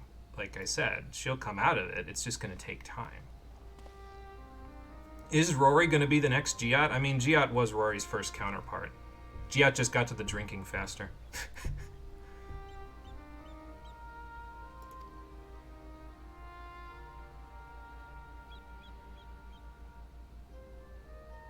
Alphonse dreamed of a land without oppressors and the oppressed, where all may live as equals. That's why he wanted to murder the Eorzeans with a weapon that could literally do nothing but destroy. Like, there's still a disconnect for me about that. Like, I'm glad that they decided to be silly with it for the last few quests here, other than this moment, which is just them being depressing again. But, like, there's still a disconnect where their vision for the future just it makes no sense, and it can barely, if at all, be resolved with their actions. Like, they chose to do something monumentally stupid if that was what they wanted to do with their futures. And I mean, I guess they're teenagers, right? Teenagers do dumb shit. I was a teenager once. See, one of the themes of Gundam, at least in my firm opinion, is that generally Gundam has a very simple premise. It has a complicated story, but generally it has a very simple premise. Usually Gundam starts in one of 5 ways, or one of 4 ways. I'm not going to list all of them, but I'm going to list the 2 more important ones. Some Gundam shows start out with a team or a band of characters that are already pilots and or ace pilots and understand the horrors of war, but generally they'll introduce a character that's generally naive to the horrors of war and wants to become a Gundam pilot for one reason or another. Right. Usually sometimes the reverse is true, where a naive person becomes a Gundam pilot for the sake of helping people but learns about the horrors of war. I think that they took a lot of influence from that basis because they were trying to set up Rex and Alphonse and all of them as this group trying to use the weapons as a means to go about their ideology with Gaius, but it had been so long since they'd seen them and their worldview had been so twisted from all of the abuse and horror that they'd endured. Really, all they really wanted was to take back Werlet, take back their home and kill the person that had ruined their lives, which is why I think that they were all doing this. They all gave their lives in pursuit of saving Werlet. And by extension, yes, they all died. Yes, they all sacrificed their lives for seemingly nothing, but it's that building towards the goal thing. They were all willing to give their lives to save their home, to save their hearth. That's also a theme of Gundam, that the reason why a lot of characters die is because they die in service of the thing they're trying to save. Yeah, I don't know. I just don't buy it because I see a way out of this that didn't require them all to either die or be catatonic, but I don't know. It required them to actually have respect for Gaius, which even all the way down to Allie getting into the damn mech, her going back was the most disrespectful thing she could do for her father figure. And it's just like, I just don't buy it. It's fine if other people buy it. I just don't buy it. There's still a disconnect for me. I don't know if I'll ever be able to get rid of it. Also, one thing that is kind of interesting about this specific quest is that it also plays into Jimmy's ideology, because what's happening here is exactly what he wants to happen elsewhere. It's true. See, that's the part that I can connect with, is that Gaius is quite literally doing what I did in Doma already and plan to continue doing in Doma once all of this is over. So that part at least I can hold on to, because it means everybody's advancing moving forward. It means Allie over here won't be catatonic for very long, because she'll see Gaius genuinely trying to improve her home, and she'll come out of it, and then she'll be able to help him. So that's why I'm not too worried about her. Like, she may be out of it right now, but she'll be out of it soon enough. Like, in it, I guess, would be a better way of putting it.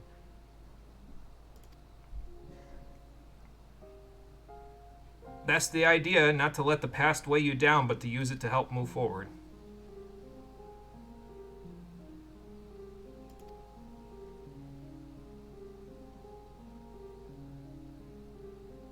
Well, then I guess you shouldn't waste that opportunity, should you, Veltolan? You too. Van Balsar? You broke their shield. What will you do now? Yeah, that makes sense. Yes, laser sword. We needed laser swords in our Japanese RPG. We needed to reference Xenogears. At least I didn't turn into the ego. I don't know if that's a spoiler for Xenogears or not, because I don't know if anybody will know what the hell I'm talking about if they haven't played Xenogears. Cole, do you have any idea what I'm talking about? Nope. Good. Hey, look. They Yeah, saved the kids. The kids, it's good they got out, because now they can be unprogrammed. Show him a smile, Gaius. Show him you care. That makes him a pure-blooded Garlean, little kid. That's it. Get down on their level. That's one of the most important things you can do, by the way, as a parent to a child, is get down on their level. Because when you stand over top of them, it creates this dynamic where you're better than them. So if you want to genuinely talk to a kid, you have to get down on their level so that they know that you're with them. If you and them are standing almost shoulder to shoulder like this, or even if they're looking down at you, it creates a friendlier dynamic with the kid.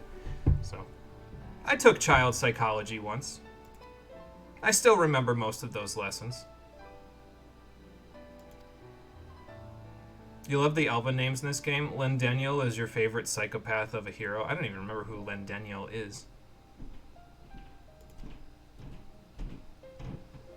I don't know if I did those quests. It sounds like an Elven name, though.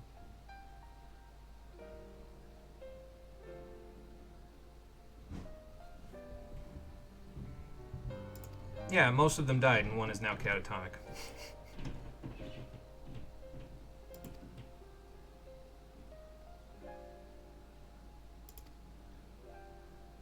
You know, it's funny. He didn't even need to ask me how to go about this. You know, I think in canon, I think right here is when Rory realizes what Jimmy's talking about with the Doman kids. Mm-hmm. That would make sense. It's a good thing we did these quests, huh?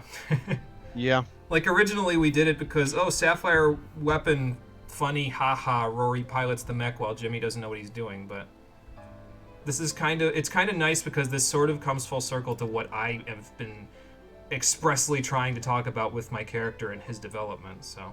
It's fascinating to me how how I was so insistent on these quests, specifically just because I like them, because they're a giant ball of Gundam references, and also very relevant to Rory's character, given that they are essentially, the Garly, they are essentially an encapsulation of us finally fully excising the absolute worst the Garlean Empire has to offer, at least in Shadowbringers. Yes. And also they serve as a lesson to Rory that she doesn't need to keep running around like a lunatic, and sometimes you do just need to set things down. Mm-hmm. Well, I mean, Gaius is Because, doing it, well, so yeah, it's Gaia, like somebody who she legitimately looked up to and hated, and then looped back around to looking back up to. it's like leading by example, you know. It's different because it's like we're from Rory and Jimmy are from vastly different worlds, right? Like I can't even imagine what happened to Rory growing up because she was experimented on in a Garlean lab. So I can set as much of an example as I want for her, but it's different when her countrymen do the same thing. You know what I mean? So it's kind of poignant, I guess. It's almost like we planned this, even though I didn't know what was happening in these quests at all. Things have had a way of working out, though, since Stormblood like that. Like, I didn't know anything going into Stormblood, and the quests just snapped right into place with each other really well. So...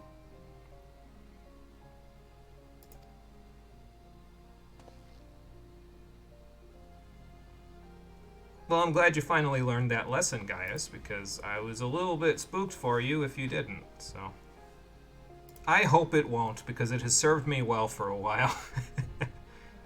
Wish you knew this child psychology stuff growing up. It helps point out all the things your parents did wrong over the years and that you're still working to move. But yeah, see, that's the problem with there being no manual for this stuff, right? Like, if you don't take child psychology, you might not necessarily know what the best way is to just genuinely talk to a kid, and... then that kid will have to spend the entirety of their 20s finding their own identity rather than having a base to work off of. Anyway.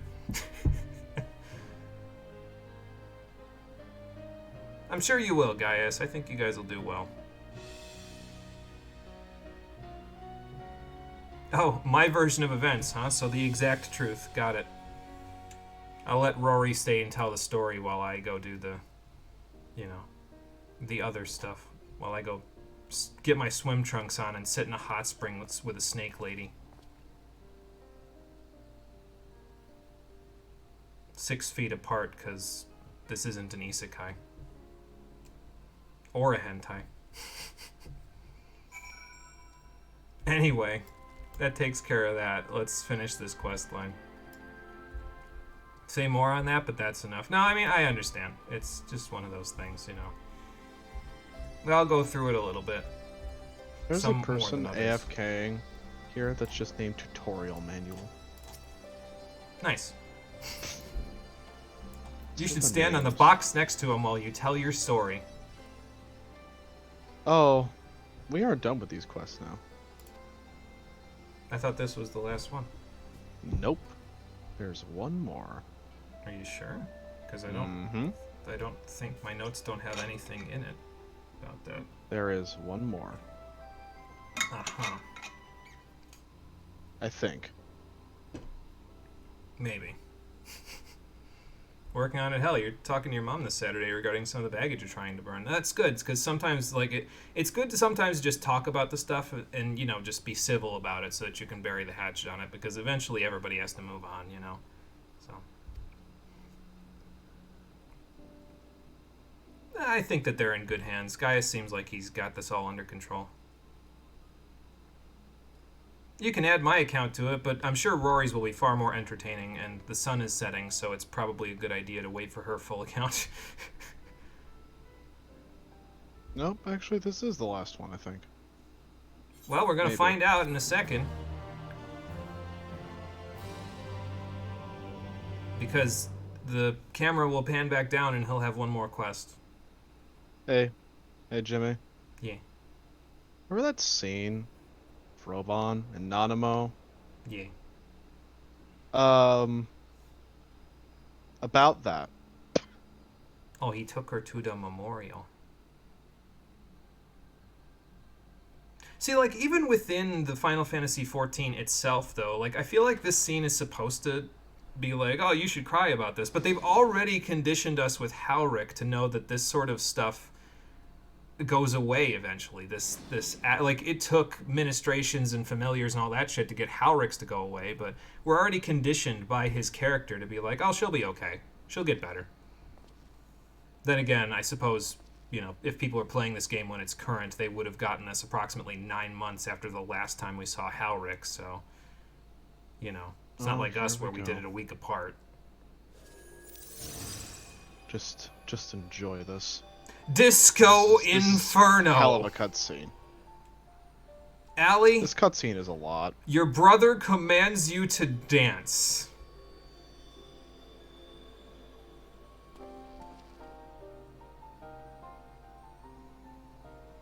Oh, look, it's Thancred and Minfilia except Aura. This cutscene's a lot, so just sit back and enjoy it. Mm-hmm.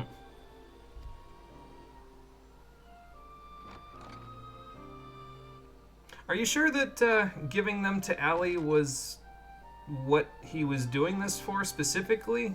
Because I feel like he was actually saying, give them to you, Gaius.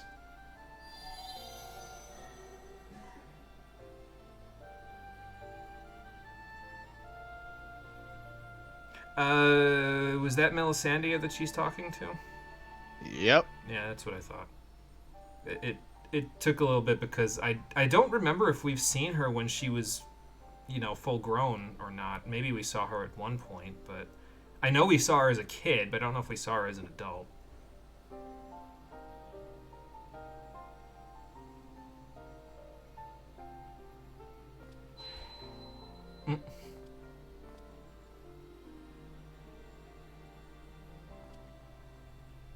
So this is what it's like to experience the final days. It's a good thing there's a lot less creation magics running amok in this particular iteration.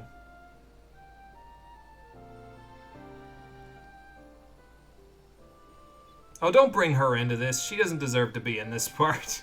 She's expressly the reason why all of these orphans ended up getting completely cuckolded.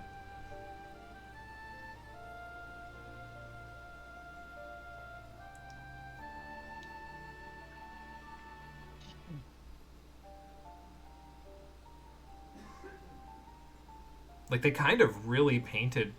It's kind of funny because I didn't expect them to paint Livia to just be a complete asshole. Like, I thought they already threw under the bus enough in Heavensward when Lucia came around. She was like, I mean, wasn't all that bad at one point. And then she met Gaius and everything fucking changed. He became her whole fucking world and she did nothing except I love this try shot. to suck his dick. I love that shot so much. Oh, the one with all them looking on? Yeah. Hmm. With all the original 4. Yeah. The end of this cutscene was the limit. We just couldn't do anymore. Yeah, that's what it seems like, Gaius. Showing you fonder days before all of this happened. To be fair, it was probably one of the most memorable days of their lives.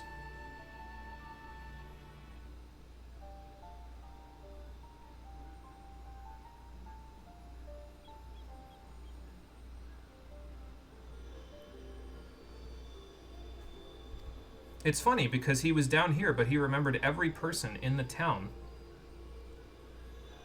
Like, this disco ball was watching everything from 50 feet up like a drone. I'm sorry, I'm probably being a dickhead over the emotional cutscene. I'm but... literally like fighting the urge to tell you to shut the fuck up and just enjoy the cutscene. I'm literally fighting it. I have been looking forward to you seeing this cutscene for fucking 20-something hours. Do not fucking take this away from me. I'm trying not to. I don't think that's a good idea. I think you need to live for them. You're with Cole on this one. Yeah, that's fair.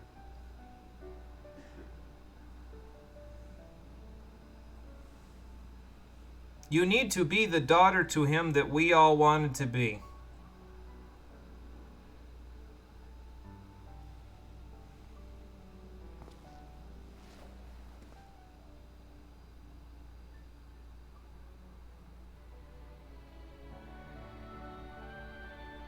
So, maybe stop being catatonic now, huh? It's not really helping you see the world for yourself if you're always looking at the floor.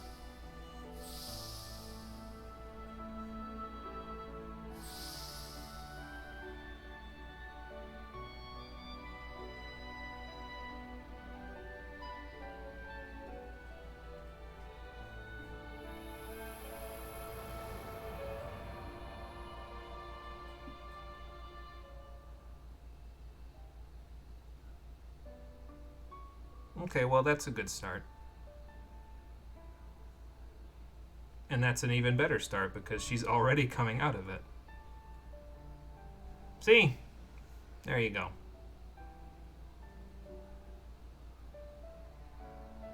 Well, that's what I was saying. Long as you remember them. Keep them close in your hearts. What was it Morgana said in P5? I don't remember the line.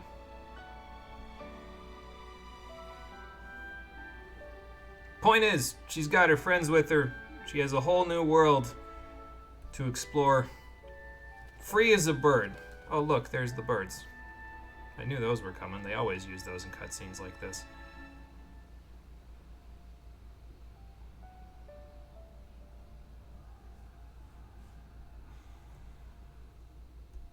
The end. I'm glad people got a lot out of that. It was okay for me, but I'm glad people got a lot out of that. You know, here's the thing. The reason why that aura site was from multiple angles was because that was the memories of all 5 of them. And everyone that was from Whirlit and everyone used in the weapon experiments. Oh, okay. Yeah, which is why all of them popped up. That makes sense, I guess. Also, good on Square Enix for doing something that I think is honestly kind of nice. They gave Gaius a fucking happy ending. Well, I mean, he was kind of relegated to background stuff for a while, so I guess they kind of figured, okay, no, we're getting close to the end of this whole Zodiark Heidelin story. We need to kind of cross our T's and dot our I's, you know? So, once again, why didn't you fucking feel this until post-game? I thought the base expansion was the only thing being sold and everything else was an afterthought. Good question. I got nothing. See, again, because for me it was okay. Like, again, I'm glad they were a little sillier in this last quest because they realized how ridiculous the whole situation was and they just sort of rolled with it. But yeah, I don't know. It's fine, I guess. It's not like it's not gonna hit me directly in the face like Hirschfont getting impaled, but it's fine, I guess. I'm not gonna try to take this away from anybody. It's probably some of the better content from this X-Pack. I don't want to say that, though, because that's like a low bar. No, this is a lot better. It could be improved, but shit. Oh, fair enough. Do you want to talk about the music while we're sitting here, Cole, before I go and get my swim trunks? Sure, why not? I'm sure this will work out just fine. Okay, so we've talked about why the gameplay of the game doesn't do it for me before. We've talked about why the story of the game doesn't do it for me before. Now let's talk about, this is more of an afterthought for patch 5.3 specifically. That content we just did is technically from patch 5.5, and it's also the highest leveled content we're going to do in the game. But in regards to patch 5.3, like I said, there was a big time gap in between patch 5.2 and 5.3 because of the pandemic. And a lot of people obviously really enjoy Soken's music. And I mean, yeah, I also thought he was a pretty damn good composer up to a certain point. I mean, I never put him on the same level as, you know, like Umatsu or Shimamura or any of that stuff, but yeah, he was pretty Given good. Soken's record and the amount of good music that he produces, I put him up there with people like Umatsu. Yeah, and I mean, that's just because fair. he's like I said, fucking talented. This, like I said before, is probably going to be one of the things where Cole and I just fundamentally disagree on it, and that's fine. The reason why I can't hold Soken on as high of a platform anymore is because shortly after patch 5.3 came out, they came out publicly and talked about how Soken had been in the process of battling cancer for most of 2020, which, more power to him. He beat cancer. It's one of the deadliest diseases on the face of the planet. So good on him for beating cancer. I mean, that's a solid thing to take away from that. And then they told me that he worked on the music of patch 5.3 while he was in the process of doing chemotherapy, and I was like, okay, listen, wait a minute, back up. He worked for the, okay, so I want to make sure I'm clear on this before I get into it. It is not a bad thing to do something that you feel creative about or feel passionate about while you are in the process of getting over a potentially terminal disease. There is literally data out there that supports the fact that that sort of stuff, engaging in those sorts of activities, improve mood. Nobody wants you to be miserable while you're getting through chemotherapy. The place that I take umbrage with is with him turning that in as a work act to be paid for. And I'm not saying he shouldn't get paid during, the chemo. That's fine. If you, need the pay, then get the pay. But there's a difference, I think, especially when you work for a company like Square Enix, which is one of the largest game developers on the planet, and you have a team like Soken has, where you have dozens of other composers, potentially some of them younger and untested, willing to prove themselves, working under you. And you choose to work over their head anyway, despite the fact that you're going through one of the worst diseases known to man. It shows a lack of respect, I think, on Soken's part for the people that he works with when he does something like that, because it feels like, to me, if I was working under him after that, and they said, no, I, as in Soken, literally passed you up as a potential candidate for writing the music of this patch because I decided to work during my chemotherapy. That just feels so disrespectful. And again, you have lots of people under you. It's not like they would have lacked for trying it. And if the music came out a little bit less than stellar, well, then just tell everybody, yeah, he was going through cancer. He couldn't make the music for this. Or have him make music while he's going through the chemo and then use it in later patches. You know what I mean? Repurpose it for something in the later patches and have the development team tell the development team that he's in the process of going through cancer and be like, use that, okay? Make the music as good as he would want you to make. This is your challenge for patch 5.3. Do what you think Soken would do in this situation. I feel like the music would have come out great because they would have had a purpose that they could unite under. Instead, he went over their heads, and again, that just feels disrespectful to me. But moreover than that, the part that really burns me about it is the fact that it shows that Soken has a toxic relationship with his workplace. And I say that because he has, again, a company that's very large in terms of its game development, and he chooses to, as a paragon that a large number of amateur composers look up to, there's a lot of people who look up to Soken as a composer. And they put him up on this pedestal, basically, because he's like, no, he's done really well for 14. He can basically do no wrong. And then he does this. And the problem with what he did, his actions of choosing to compose while going through chemo, is that he looked down at all of those composers from the pedestals that they put him on. And he said, if you want to make it in this industry, you have to work through health loss and pain in order to get to this point. And the video games industry takes advantage of people enough without you having to do that sort of bullshit, Soken. That's wrong of you. And I don't care if it wasn't your intention. I don't care if it was an accident. What you did was wrong, okay? And it is not all right for you to do that to people. There were so many other potential options that could have happened here where you could have come out of this still looking like the paragon everybody wanted you to be. But by working through your chemo, you kind of made yourself out to not have respect for the people that respect you, and that's why I'm not okay with it. Does that make sense? I don't know if it does. I feel like some people would vehemently disagree with me on this, but You're sitting at a call with one. yeah, because Cole has a lot of respect for Soken and is one of those people that feels like the pedestal is warranted. But I can't respect him anymore because he took the video games industry, which again is already toxic enough to people, and he just fed into it.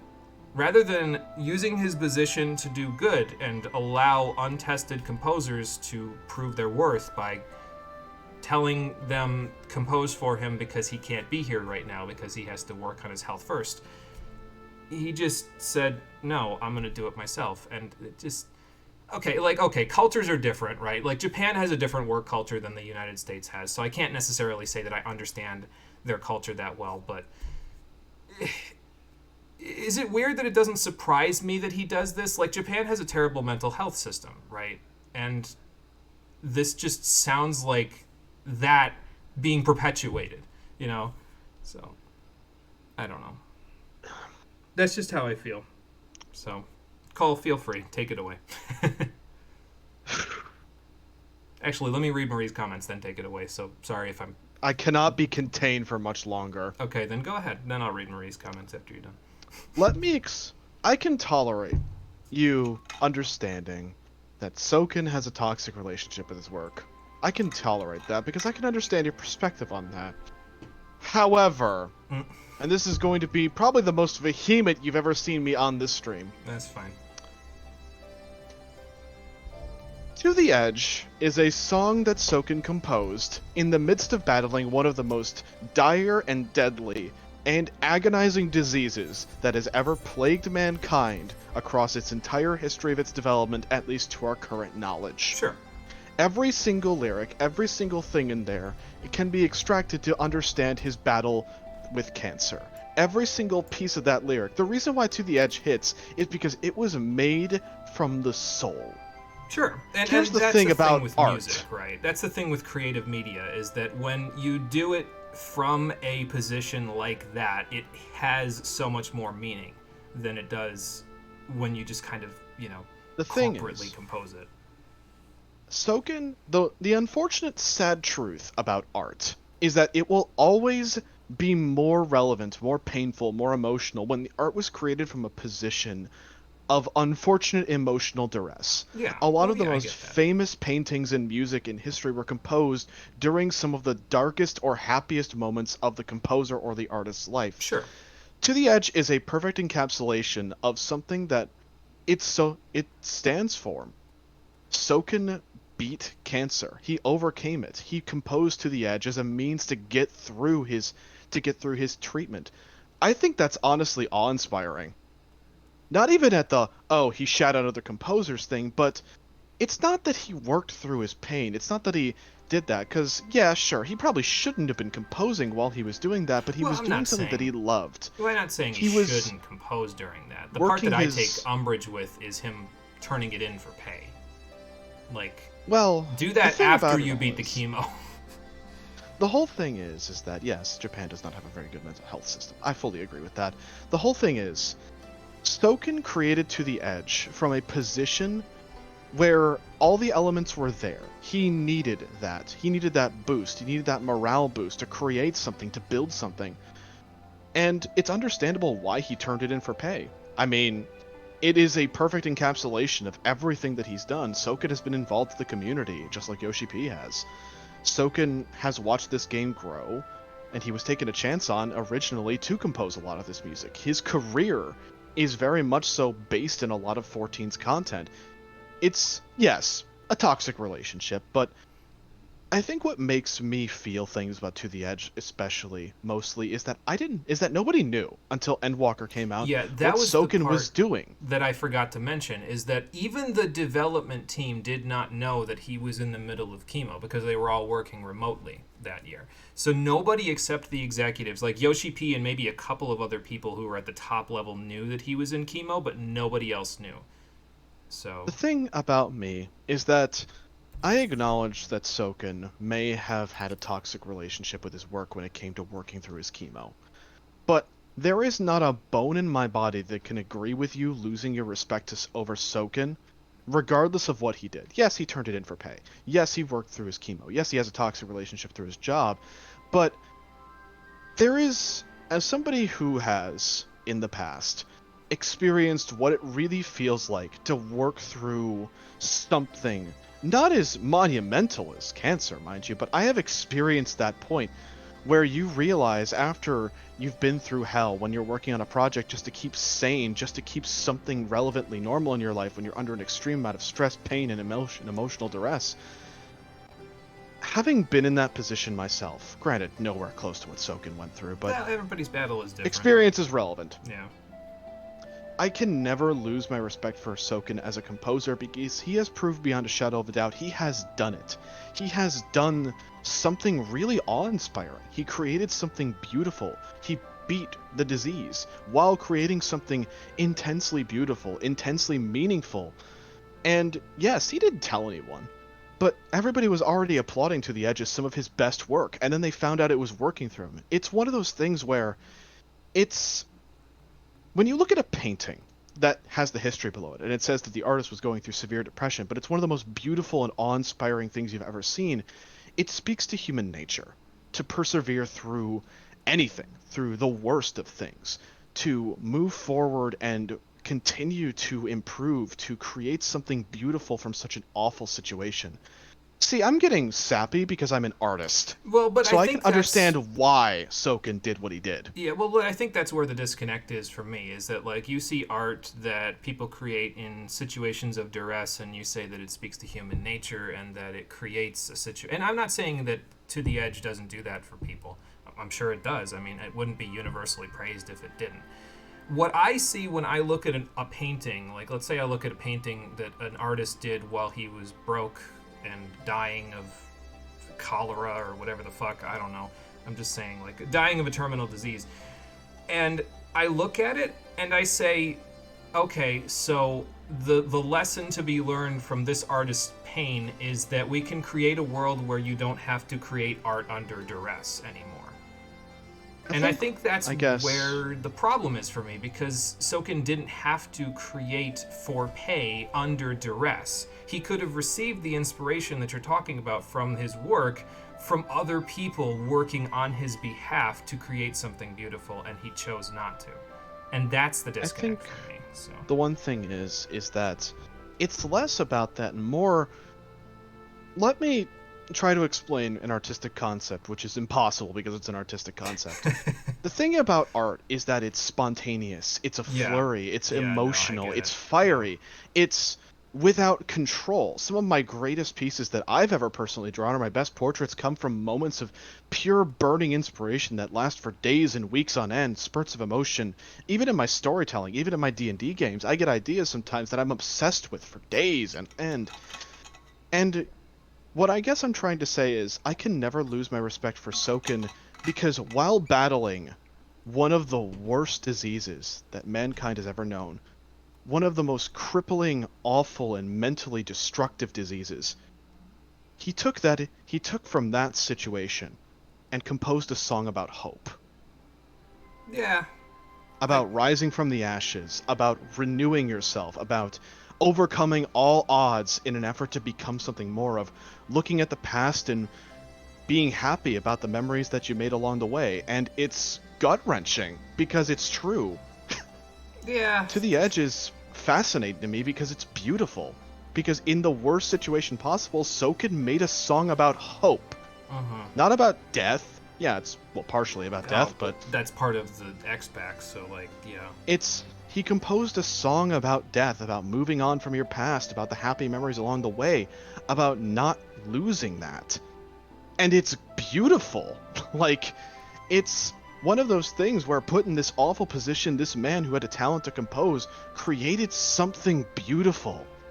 Not and yes, he didn't deserve to have cancer. He didn't deserve to have any of this happen to him. But instead of looking to sadness, looking to depression, and creating a song that was sad or depressing or about his imminent possible death, he kept his morale up and made something beautiful. Legitimately beautiful. Yeah. Well, that's why I can never lose my respect for Soken, because faced with absolute dire despair, he just didn't let it get to him. And then they turned the entire story of the game into that. We're not talking about the story, we're talking about the music. It's true, we are talking about the music, that's true.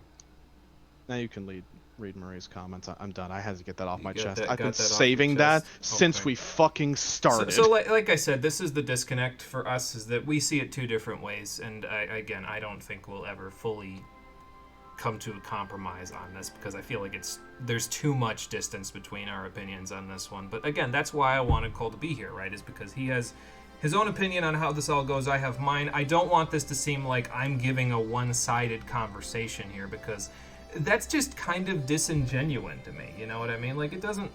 Disingenuous, excuse me. It just doesn't feel right if I'm giving you a lecture for 140 hours about my opinion about the game. Even if some of the things that I say are genuine, legitimate problems, it doesn't mean everybody sees it that way, and that's why I wanted to bring someone along who has a little bit more of a rosy look to this game.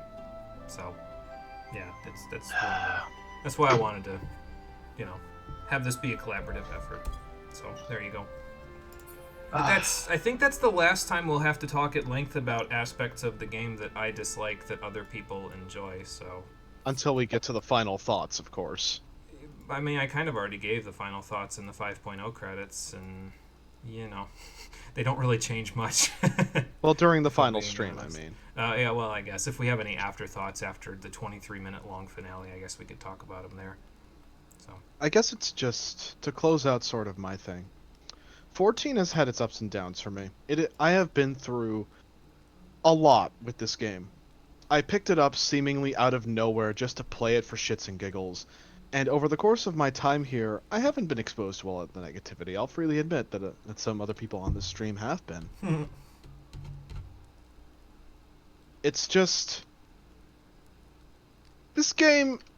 I'm gonna have to compose my thoughts and wait. If it means something to you, then I don't want to take it away from you. It just... Yeah, I don't have the same feelings, that's all. But as you are going to go do the Allied Beast Tribes, I am going to sign off early. Okay, you go do that because you already got me the 4 screenshots, so you're all done for the day. So, I will talk to you on...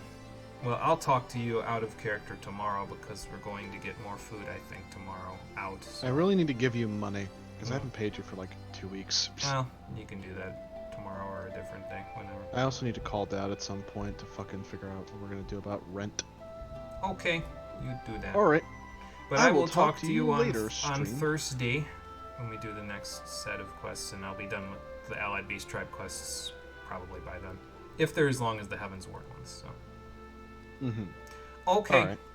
See you later, Cole. I will talk to you later. Have a good night, everyone. It was good being here for a while. Have a good night. I will see you all next time. Okay, later. Bye, Cole. Okay. So there, like I said, wanted to make sure that we got both of our thoughts out there because it isn't fair if I'm the only one talking about this stuff. This isn't this is discourse, right? This isn't a one-sided conversation. So that's my thoughts on that. Anyway, let's go back to my apartment because in the interim between streams, I got the artisans in Kugane to make another Kotetsu replica, so I'm just going to put it back up on the shelf. So let's go do that, shall we? Anyway, back to Marie's thoughts. Felt nothing but loathing and antipathy for base Shadowbringers. All they had to do was make you care about the characters in the story, and they just didn't. Yeah, and I get that. I don't know. I have a sense of loathing that just goes over the top of all of this stuff. Where did I put the Kotetsu replica? Oh no, I remember where I put the Kotetsu replica. I have to get it from Confucius. He's the one that found it. I didn't get the... I'm forgetting my own lore. I'm sorry. I didn't get the artisans to make another Kotetsu replica. Confucius found it while he was going to put away the Pegasus Magi. There we go. So that's the actual lore. I have to wait till he gets back before I can put it away. So I'll do that after the Allied Beast Tribe quests are done. My bad. So let's go do the Stormblood Allied Beast Tribe quest so we can wait for Confucius and then I can put it away. Probably be at the beginning of the next stream though.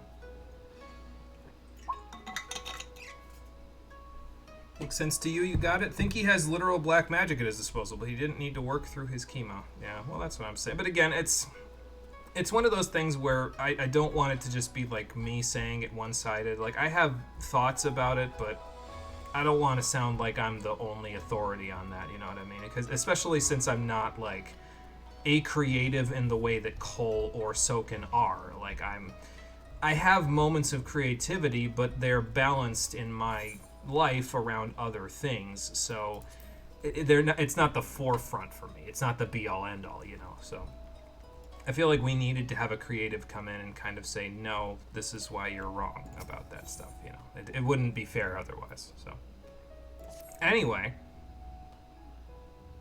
well, you're looking in the wrong spot. My apartment is over there. I don't know if Hancock would have told you that, though, because Hancock seems like the kind to just kind of let you wander around town without pay. Okay. Sure. He's in the harbor? Alright, fair enough. I'll go see what he's up to. Pier 2. Got it. Thank you for the info. I will just teleport from the Sekisei Gumi's barracks, because that's a little easier, I think. Let's see. Yeah, he's over by Shiokaze. Then that is where I will go.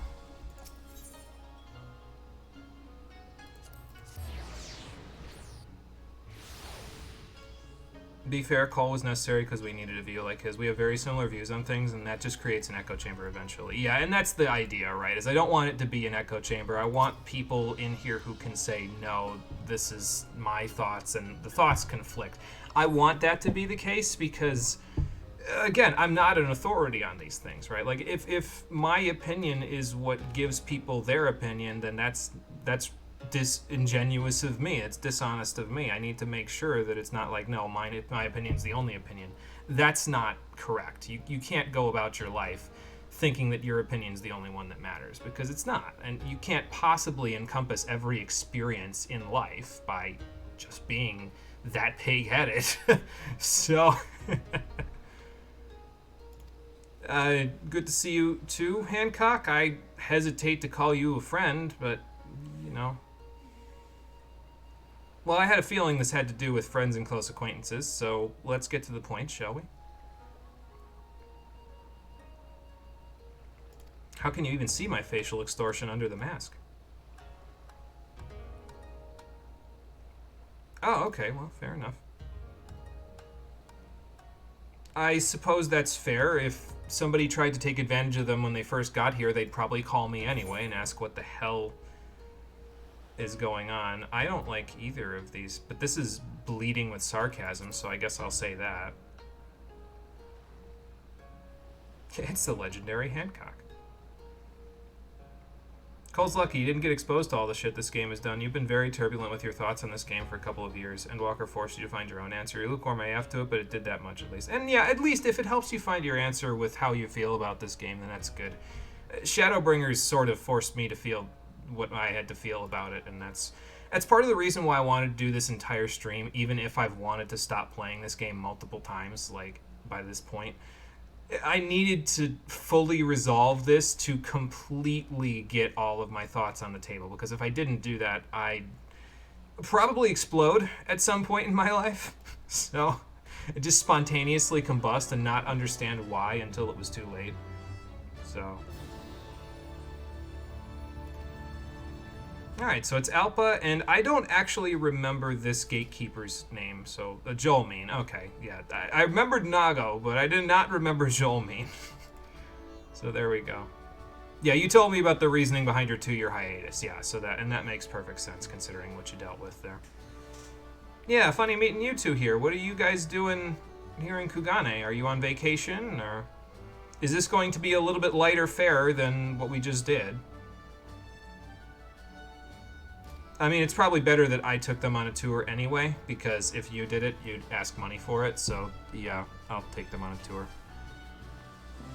I don't know if I feel right about you securing accommodations for them, but I guess you did get us Bokairo in before, so... Nah, it's all good. It's better me escorting you around than him. Just take my word for it. Oh, okay, sure, we can visit Kugane Castle. Especially now that we got, what was his name?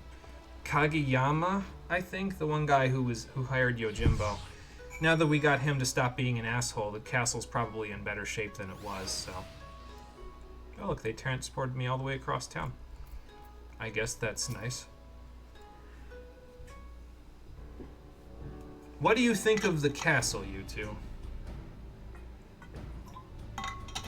I am glad you think so. Eastern architecture has a tendency to either bounce directly off of people or put them in awe, so...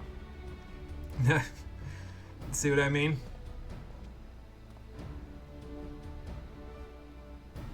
I feel like I know this guy from somewhere. His name looks familiar. No. Has no one told you what the snake people of Alamigo look like, sir? I guess not. Most people in Doma still don't really... Like, it's not like Heaven's Ward where they're pretty much at the point where they have to integrate with dragons. Doma's still kind of stuck in its past, you know. Pardon me, I did exactly what every Doman has ever done in life, ever. Why would a mermaid want to break into a castle, though? Usually they're trying to break out if the Little Mermaid is anything to go by.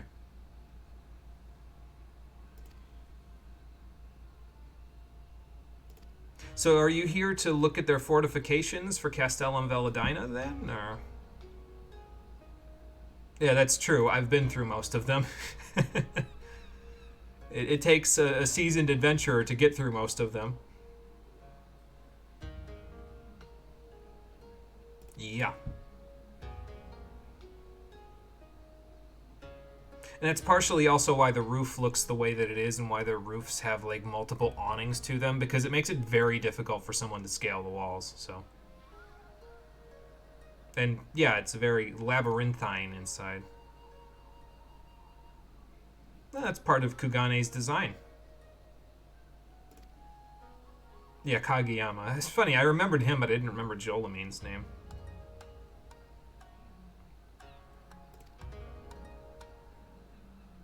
Well, that's true, so that's probably why they stationed a guard, huh? Oh, look, Hancock's here. You would want the Snake Lady and the Cat Girl to go soak in the hot springs, wouldn't you, Hancock? I know your type. Behind those glasses, you're a dirty pervert. But I suppose they did just take a journey that probably took them, like, a few weeks to get here. So... they would be a little, stiff. You want me to... Isn't that, like... an invasion of privacy? I mean, I guess I'm glad that you trust me enough to join you in it. And since that's the case, since we're gonna be going to the hot springs and probably the oceans at some point, I think it's high time that I do what I should have done when I did the Heaven's Ward Beast Tribe quest, because I wanted to get a pic for the thumbnail with my crafting glamour on for that one. I was gonna do my gathering glamour for this one, but instead of doing my gathering glamour, I'm gonna do this. And then I'm gonna do this. Which one has it? There it is. Perfect. Time to do the whole quest in my bathing suit. Because this will make for a very silly thumbnail at one point. I think. Well, we'll find out. So let's go meet them at the hot springs, shall we? I mean, I've just fought 3 of the Empire's weapons anyway, so I'm probably also a little stiff and need to go relax in the hot springs, so fair enough. Alpha, I'm already ready to go in. I don't imagine you guys packed your bathing suits, though, so if we need to go shopping to get you something, we can do that. They might never leave then, though, huh? I don't know that that's what she's in there for, Alpa. I'm pretty sure she's in there because she's embarrassed. I know her kind. Anyway, Alpa's more gung-ho about it, so I'll just go with her while we wait for Jolmine. That's fine. So, hot springs. Well, yeah, that's what it does. I mean, it's all the steam and the waterfall. It has a tendency to invite people. No, I already did, actually, so I'll enter the hot springs in my current garb. Oh, good lord, here we go. The beach episode has begun. I don't know how to behave in these because usually I gloss over these in what very few anime I have watched. So...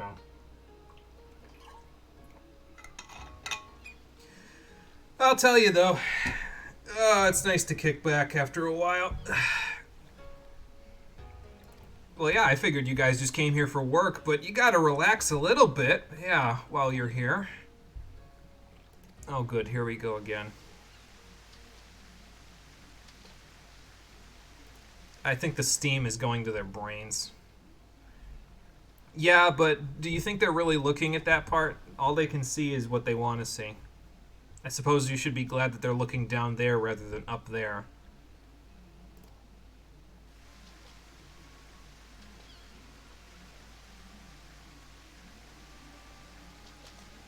Uh, hmm. I was gonna say, I know that face. Why do I keep meeting you in your bathing suit? We need to stop meeting like this, Naza. It's not okay.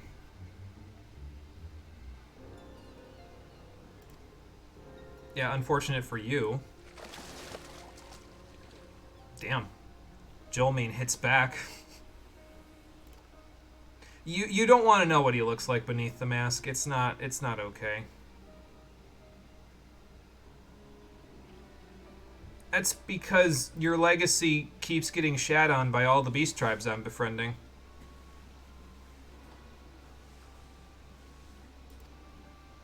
Well, why do you need a convincing substitute for a mermaid? What plan do you really have? I don't know if that's a good idea. He's pretty good.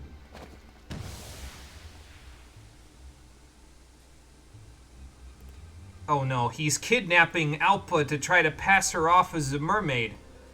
Well, this is a fine kettle of not fish. You know, you'd think you would have learned your lesson considering this has only ever ended in pain for you. Sorry, Jolmean, this guy doesn't know when to give up. He's worse than Xenos. Actually, he's less... Oh my goodness, personal space much. I don't know if he's as worse than Xenos, considering Xenos is also never going to give up until I force him to, but you know. He's pretty good at his job. He worked under the Imperials for a while, so... Alright, fair enough. Do you want to get redressed before we go do that? Hey, if she can run around in her bathing suit, what's stopping me, right? Search for witnesses. Oh, by Rakuza. Okay, I'll just go straight down the road then. I have a bad feeling I know who this witness is going to be, though, because he's been in this section of the city before, and... Oh, no. Okay, I don't think it is him. No. Excuse me. Unless this is just the first one. We're getting hung up on terminology here. Sir, did you see anyone that looks like a mermaid? Why are we asking him if he saw Naza? He wouldn't have seen Naza. Naza's too good to be seen. Ask about Alpa. Oh, okay, I guess he saw him for some reason. He's out at the short pier. Cool. Thanks for the help. We'll be back once we rescue Alpa, I'm sure, to thank you. It's funny, because everybody's probably going to be looking at me wondering why the hell I'm running around the city in my bathing suit, but that's okay. I heard these sorts of things are required when you have beach episodes. I just didn't know that back in A Realm Reborn when we were fighting Titan. That wasn't really a beach episode, though, by comparison to this. This is a beach episode. It will probably be lighter fare than the weapon quests as well, so, you know. Hell, I'm pretty sure this is down from here. Yeah, it actually is. I went up here where the triple triad is happening. I'll be back for that at some point. In the meantime, down I go. Ow. Oh, I'm on Summoner. I was going to say, well, I can just heal myself, but I'm not on Blue Mage, so... that guy also looks familiar? Yeah, no. What is Mazette doing here? And why? Was he also on vacation? Yeah, we should probably make sure he's alive. I don't think poking him in the face is going to work. I'm pretty sure we need something stronger if our previous experience is anything to go by, Jolmean.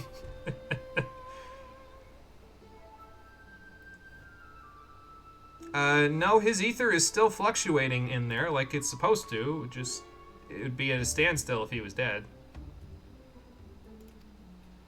Oh, good lord. How did I know it was going to come to this? We're going to toss a bomb at him again, aren't we? Yeah. Safe enough, huh? Are you sure you don't just want him dead in a foreign country so that there's no witnesses? I mean, I suppose there would be witnesses, but it'd be kind of hard to tie it to a crime if you flee the country after this, Jolene. Anyway, I have to throw a grenade at Mazette now, so sorry, Mazette. This is gonna hurt you a lot more than it's gonna hurt me.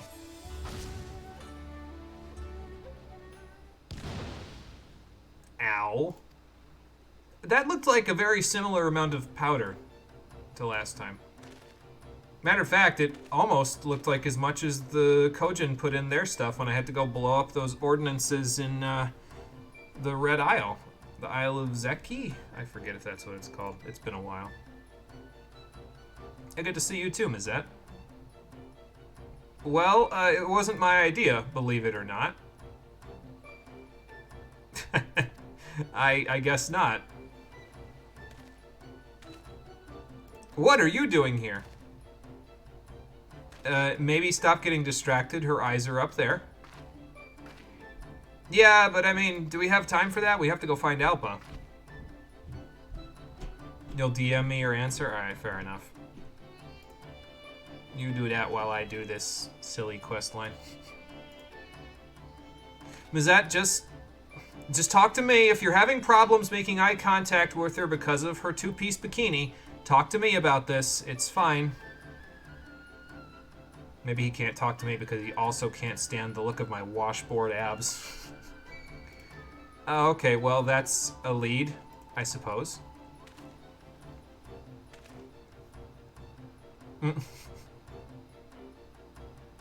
Oh, you stowed away. Well, that's great. Yeah, that sounds like Naza, actually. Boarding a small boat. Okay. He was wearing a you were wearing a two-piece bikini too. This dude was screwed. Yeah, that's true.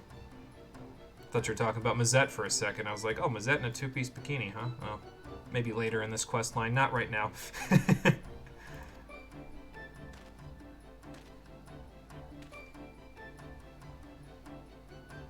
Maybe it would be...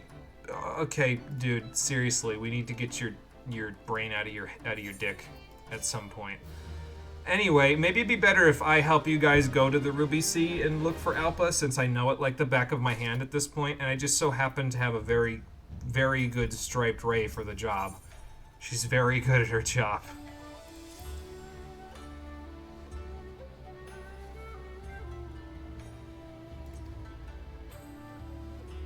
No, you probably should... Oh, Mazette, okay, I was gonna say, you probably should push Naza into the sea. It would be a fitting reward to just get him, you know, all soaked. Probably break his mask in the process.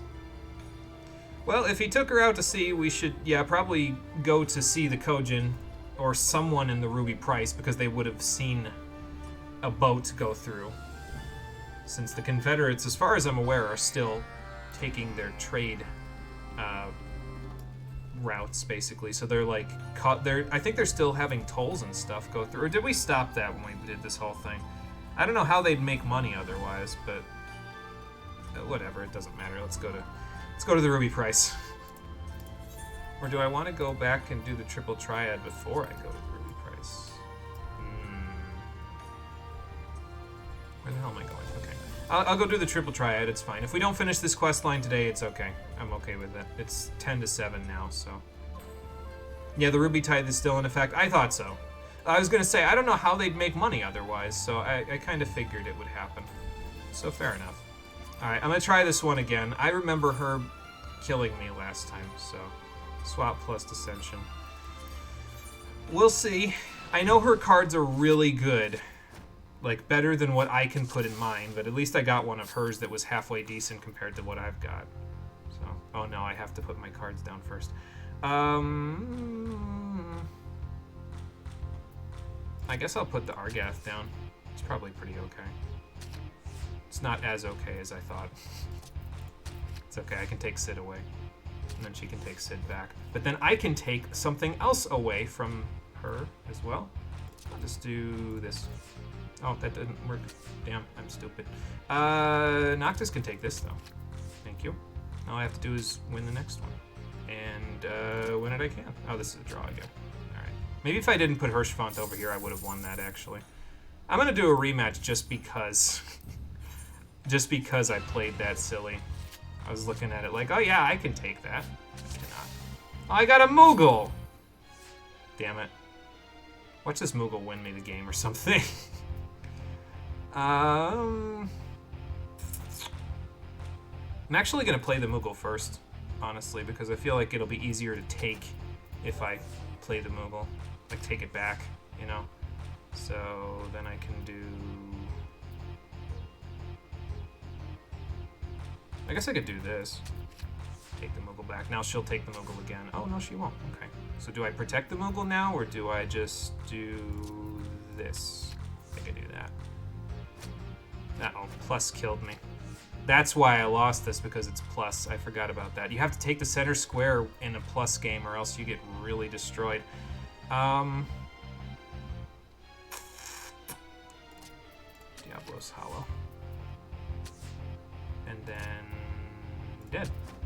Oh, I plussed something. Oh, I comboed something. Oh my god, I didn't even know I was gonna do that. I won. Fuck yeah, what'd I get? Argath the Delphus. Perfect. That's a card I don't think I have at the moment. You are not a novice. Stop lying to people. Oh, that was... See, like, plus always messes me up because I never really think about, okay, well, I can take this and combo it, because it doesn't... For me, that doesn't really register for some reason. It just doesn't make sense in my brain. So, yeah, I don't know.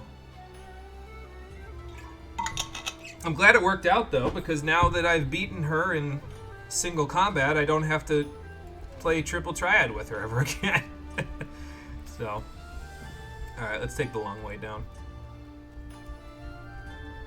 I might go over the 3 hours if I am close to the end of this quest line by the time the 3 hours are over with today. Like, I don't really mind if that's the case, because that basically, if we finish all of this quest line, even though I've been dicking around and not finishing it, but if we finish this whole quest line by the end of today, we, I think we'll be able to do all of patch 5.4 on Thursday, which would take us directly into the Hildebrand quests, and then potentially only one stream of 14 next week, depending on how long the Hildebrand quests are. We'll see. Yeah, probably the mermaid part will make more sense, even though I know Alpa would take umbrage with us saying it, so... Oh, okay, I guess you all put your clothes back on. I'm just gonna leave the bathing suit on. It's too silly for me to take away now. Better watch, Mazette. She's, Well, yeah, because all you were doing was staring at her boobs, dude. Like, you gotta have some game. We gotta teach you some game. How do you expect to ever become a nun if you keep acting like a Tia? I remember my Mikote terminology, even though I haven't heard it since A Realm Reborn. I don't know why, but I do remember it. You gotta have game to be a nun, man.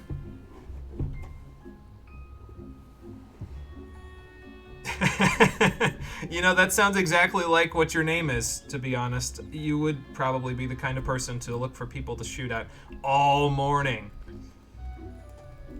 Very on the nose, Square Enix. Alright. Who else am I looking for? Is there somebody down from here? Or in the water? Or just down on a dock somewhere? Should I just have Mizuko fly up and around so I can find the second... You know, that's a good idea. Mizuko? We'll go for a swim after, but first let's help Mazette and them find Alpa. Yeah, I know that it sounds like a weird tale, but weird things have been happening in the Ruby Sea recently with the Four Lords anyway, so I would think that that would be enough.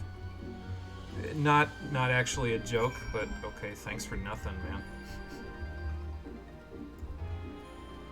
So, no luck, Jolmine. We would have known because overzealous cannoneer would have shot Naza out of his boat by now. I just hope Alpa knows how to swim. No, not even remotely. Sorry.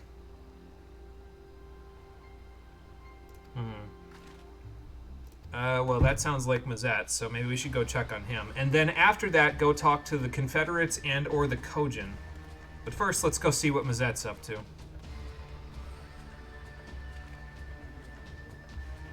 Oh, look, it's my good buddy Kabuto. Why is he trying to murder Mazette? Did he realize that Mazette has too much beta energy? Let's find out.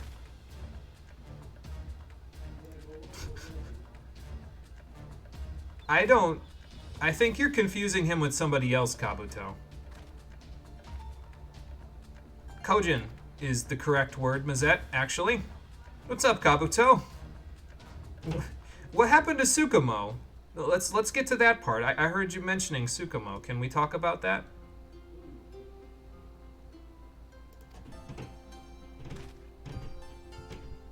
I still am not sure how you're planning on being the future leader of the tribe, considering you have no game, but let's worry about one thing at a time here.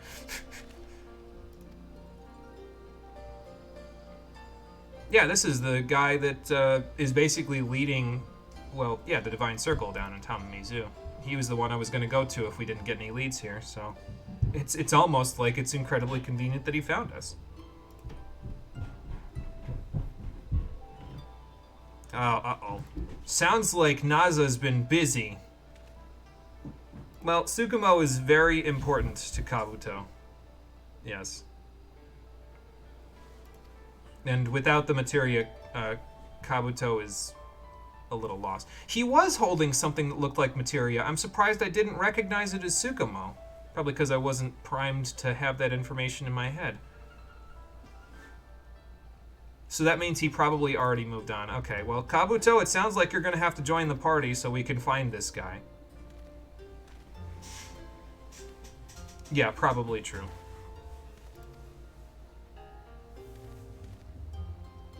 Okay, so let's go to Isari and see if they found saw anybody that looked like them. I'll let you direct them, Kabuto. I'll meet you there. Mizuko wants to go for a swim. Mazette, maybe you should get going before they leave you behind, or throw more bombs at you.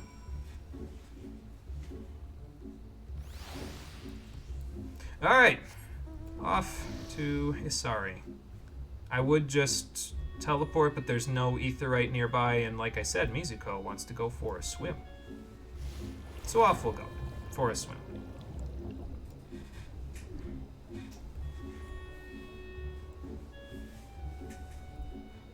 I feel like I should probably take a drink while I'm autopiloting with Mizuko here, but I'd probably either A, run into a wall, or B, the gigantic shark would show up and I'd have to steer clear of it. I don't think, as a resident of the Ruby Sea herself, I feel like Mizuko would know how to steer clear of it, but I don't put it above that gigantic shark to decide he's a little hungry, you know? Even if he's just window dressing most of the time. Where is that shark anyway? Usually he shows up around here somewhere. Maybe I'm just outside of his draw distance. That's okay. Oh, I think I see him. There he is. Off in the distance. We'll just head slightly this way so he doesn't decide to project himself at me like a missile at 300 miles an hour. I forget what documentary I saw. It was probably something on Shark Week at one point, but I'm pretty sure the documentary said that some sharks can swim in a straight line at up to 300 miles an hour. And I'm just like, that is fucking ridiculous. God forbid they have to turn, though. They would probably break something in the process of doing that, but if it's a straight line, good luck outrunning that. Anyway. I'm glad I found something to talk about to bullshit my way through that trip through the Ruby Sea. Alright. Good swim there, Mizuko. Go ahead, take another swim and steer clear of the shark while I ask for information. Any luck? Well, you guys might be able to be here for some relaxing sightseeing once all of this is over with. Alright, sounds like a plan. Let's split up, gang. To gather information like we always do. I'd feel bad calling Mizuko back, so I'll just walk. Like, I just told her to go for a swim, and that's like, no, I actually need you, Mizuko. I'll just walk up to the northern section of the East Othard coastline. Not a big deal. Oh, yeah, that's right. I was looking at the blue quest and I was like, which one did I miss here? That seems like something important. And it was for Heaven on High, which is a quest line that I strongly considered actually doing as a part of this stream, but we didn't really have a whole lot of people that were interested in it. Like, I remember Yugman saying he was interested in it back when we did Stormblood if we decided to do it, but he was only here for like one of the streams, which is fine. It's just, if there isn't enough people to really go into there, because that's like, you have to, I think it resets your ether weapons and armor to be something like completely separate from Palace of the Dead, so we'd have to kind of go through it from one, and I don't know if I'd feel good about that, to be honest. And we have to get to floor 30, which is, I think, a little bit, so it ended up probably being cut. I'm not going to say it's not going to happen at this point, but I kind of doubt it. Excuse me. So, oh well, guess it'll give me something to do if I ever get the itch to go adventuring again. I can just walk in there and promptly learn my lesson.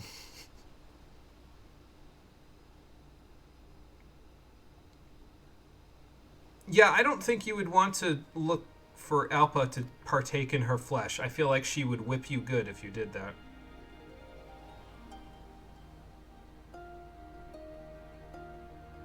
Uh-huh.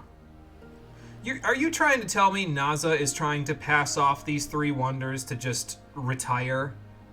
Like, after all he's done, I mean, I guess after all I've done, I'm still trying to retire, so good on him, I guess. What a weasel, though.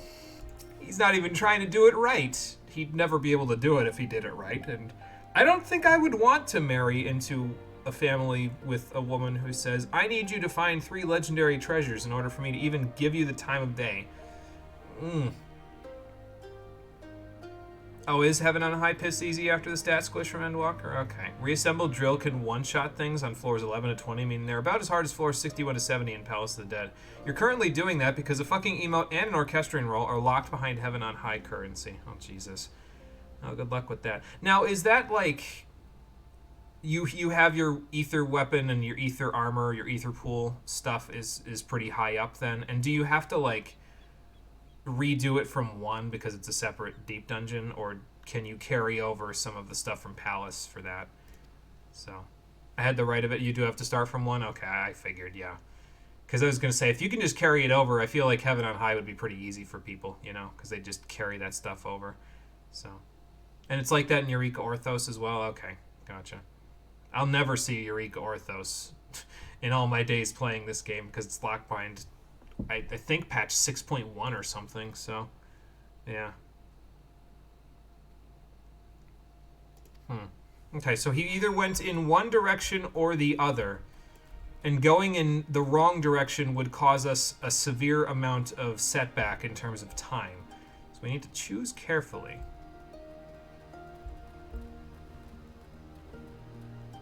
Oh, you just have to finish Endwalker the quest. Okay, so you only have to do 6.0 to get into it. Okay. I thought it was like a later patch that you had to finish to do it. So.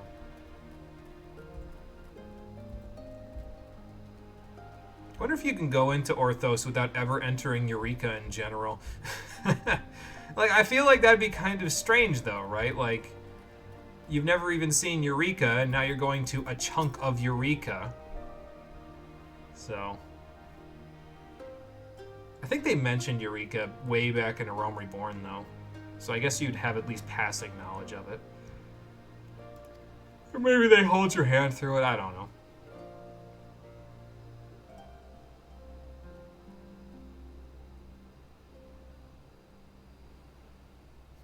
So we don't know where he would have stashed Alpa. That's probably a good thing as well. Merflesh, the Jewel of Fair Souls, and the Philosopher's Fin. Yeah, well, you should get to know him a little better, Joel. I mean, you'd be even more aboard at the idea. So. Yeah, this Fin. So we need to go find which of the Namazu he's looking for. Slight correction, only one thing is attached to the story to get in, and that at least makes sense. You can. They literally explain this is the true Eureka, and that island was named in honor of the original. Okay, I see. See, it would have helped me if I would have, actually done anything with Eureka, but I did not.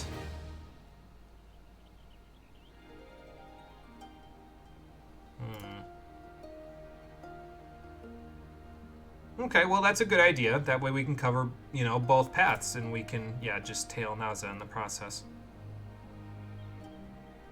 Yep, and she'll be in good hands. They'll find her, and she'll be in good hands, so it's all good.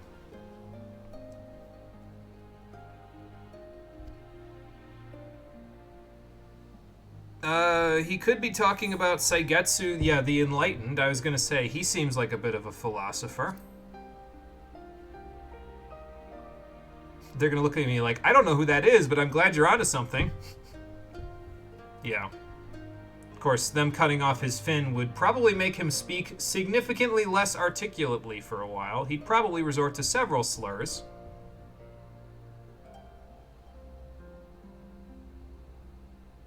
Well, that's true, yeah. He could make for either or.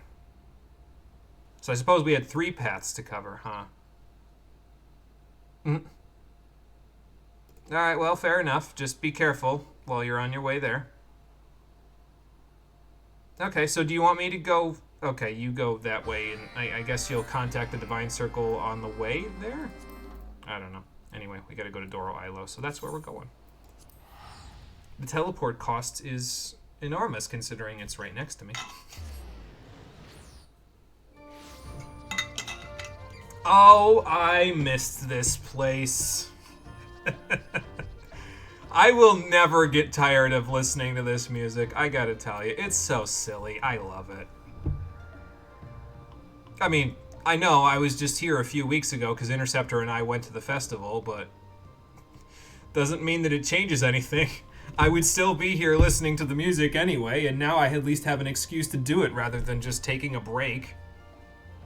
It'll be great once this whole quest line's over, and then I can actually, take all of these people with me so that they can all relax and take a break in this place that should have been the vacation DLC. And by that I mean all of Doma. Gyoshin! Are you the one that was burned in the funeral pyre, or going to be? I forget. How's the singes healing? Or was that... No, it wasn't Gyorai, was it? God, I keep getting these guys mixed up. It's probably because it's been like 2.5 years.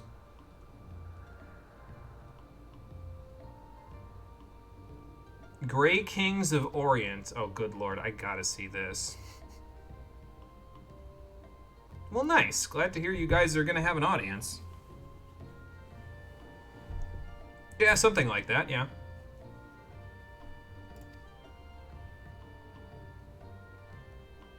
So we're trying to make sure he doesn't, try to kidnap anyone who might resemble a philosopher. Yeah, that one. Well, we're covering multiple areas, so that's why we're searching for it here and letting our friends search for it in Yuzuka Manor.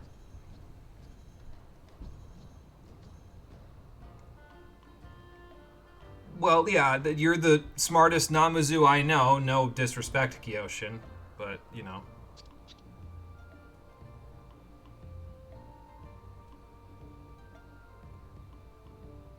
So, Gyorai is the one we're actually looking for, and since you guys advertised the event, we need to find her before Naza finds her.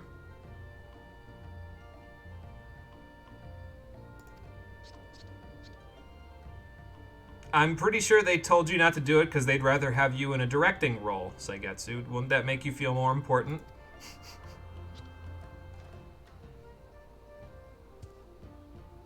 Yeah, so he's probably looking for Gyorai. We should find her before that happens. Oh, good, and she's at the Dawn Throne, which means Magnai will just let Naza walk through the front door because he's still being a sulking asshole about Y'shtola forsaking him. Great. Yeah, she kind of needs those fins, so we'll go see what we can do about this. You do that, Saigetsu. You're the director, after all, so you make sure that nothing amiss happens here.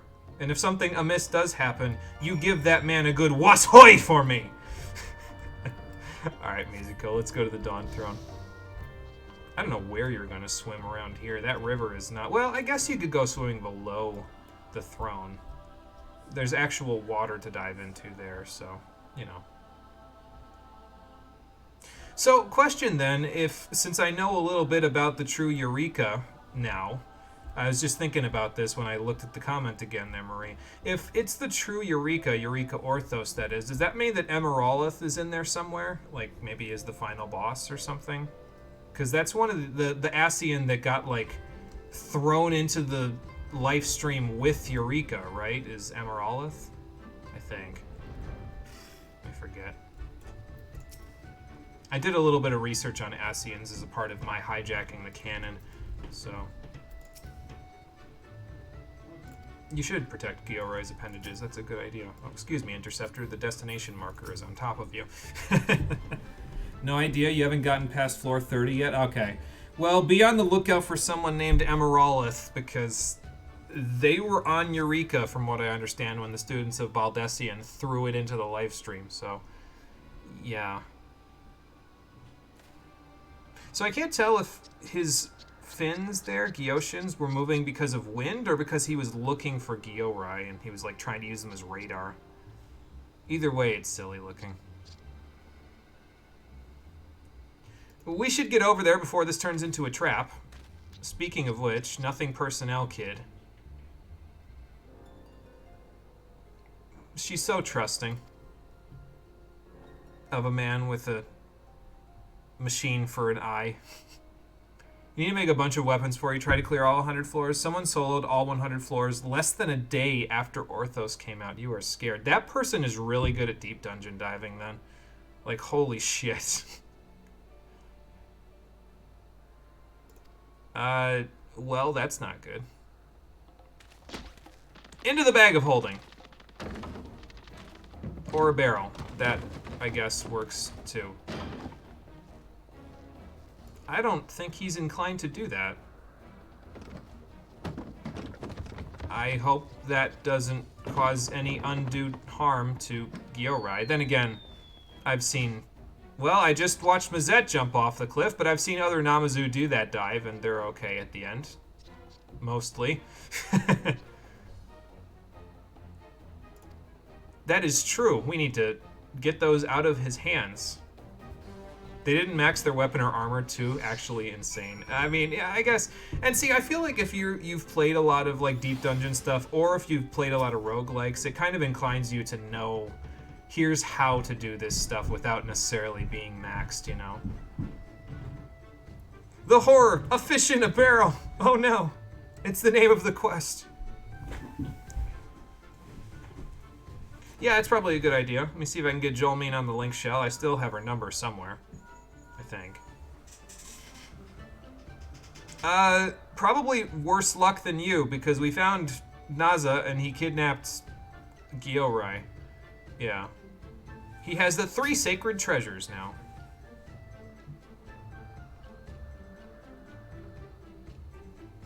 True. And it's not like he's going to get into Kugane Castle easily, because even though he is Naza, Kugane Castle's pretty well fortified. So... Okay, sounds like a plan. Yeah, we'll meet you back there, then. Well, we gotta go back to Kugane, Kabuto, so you and Gyoshin might want to meet me in Bokairo Inn, so... Gotta lay a trap. That's possible, so... Yeah, let's go back to Doro Ilo and let him know, so maybe he can help with the trap, and then we'll go meet our friends back there. That's a good idea. We're actually gonna finish these today, wow. These aren't taking as long as I thought they were going to. I think they're slightly shorter, actually, than the Heaven's Ward ones. I don't know if that's a good thing, though. Like, the Heaven's Ward ones are pretty good. These ones have been pretty tame so far. Alright, Gyoshin, you do that.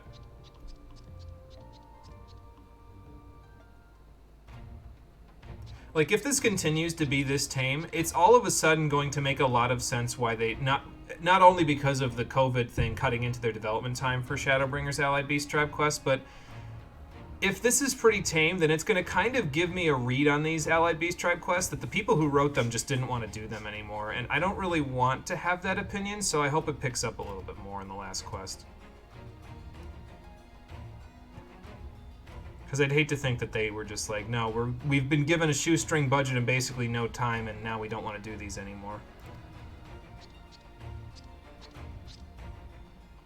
Okay, good. You can travel with me in my absolute storage space then. Well, that's true, but if you guys had any ideas... Okay, then you guys do that, and we'll see you there in a little while. Fair enough, just smile and wave, Gyoshin. Smile and wave. I try not to think about what goes on in Saigetsu's head. I'd get lost in the labyrinth if I did. Speaking of labyrinths, how do you think Naza's gonna break into Kugane Castle, Kabuto? I don't know if it's a good idea for us to figure that out. I get gratuity for finishing this quest. No, actually, hang on, wait a minute. The quests are worth it now. I can finally use Gil Toss. Oh my god. Nope, worth it. That's it. It's over. These quests may be tame, but if I get to use Gil Toss, then that's going to make it all worthwhile. Back to Kugane. I'll be back for more Washoi when the festival's going on, fellas. You keep Washoing while I'm not here in the meantime. Alright, back to Bokairo Inn. Wait, where are they? Oh, they're on top of the Aetheryte. I almost didn't see it for a second. Or they're down there. That could be true too.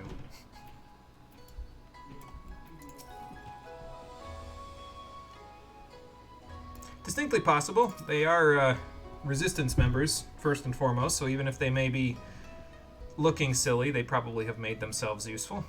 Or they went back to the hot springs because Jolmine finally wants to make a man out of Mazette. I feel like if I was playing as a Mikote, I'd have to name this episode I'll Make a Nun Out of You, but, well, I'm not, so no thank you. Okay, good. So, what have you learned? Oh, okay, so we know what he's here. Right.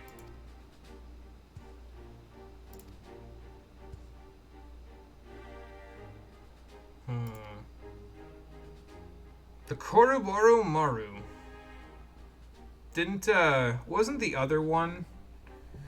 what was the other one from the Kojin quest? The Kobayashi Maru. That was the one that... So maybe this is the sister ship? I hope not, because this one might be sunk by the time we're done today. Oh, good. Kageyama.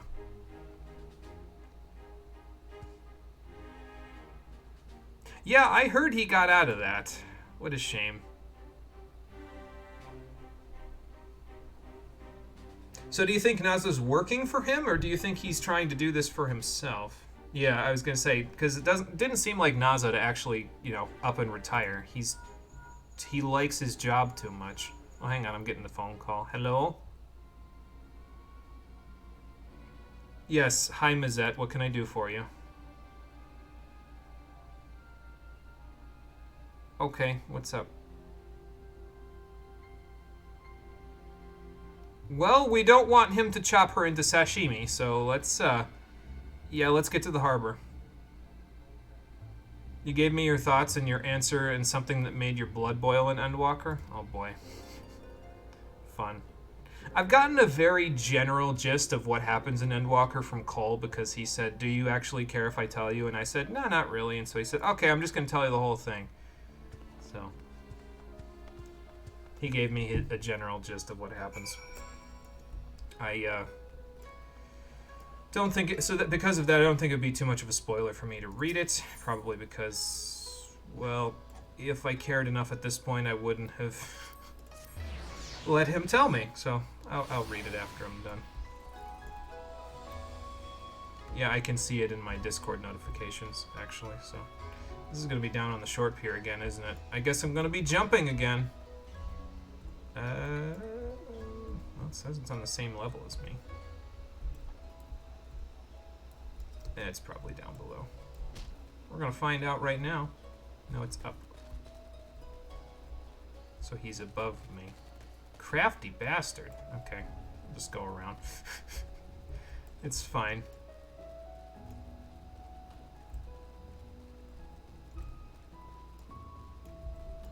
So yeah, I guess we'll go over the 3-hour mark, but that's okay. It shouldn't be too long unless there's like a cutscene that happens near here. Huh. I don't know why I'm doing this now. I don't think I'm going to be able to make it to this now because that is... How would you even make that? Huh. Maybe from up above? Yeah, probably. Okay, well, anyway. Sorry, I'm getting easily distracted today, I guess. Let's help Alba first. What's the situation, Mazette? You don't have to compare yourself to him, man. It's not like Nazo's trying to be the leader of the tribe. He's a completely different sect. There he is, the man himself, Kageyama. Now, how can we get him arrested this time? And will he actually get arrested this time? Ow. I mean, you could probably pass them off as that, sure. I don't like the idea of this man ever taking a bride. He looks too much like a sexual predator. Guess that explains how he got to where he is, because he knows how to take advantage of people. Oh! Sorry, just too easy.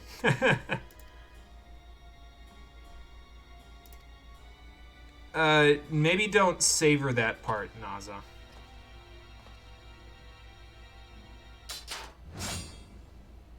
Where did he even get that thing?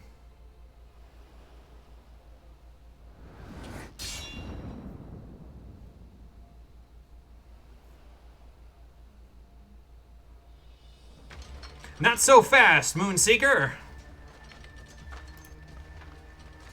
Nice work, Jolene. I mean, she has her armor this time, so okay. Ow. Never mind. Carry on. But now I'm here, Naza, so, well, you know how this usually goes for you when I show up. Well, no, he couldn't. She was protecting someone, and Naza doesn't really care about that, so...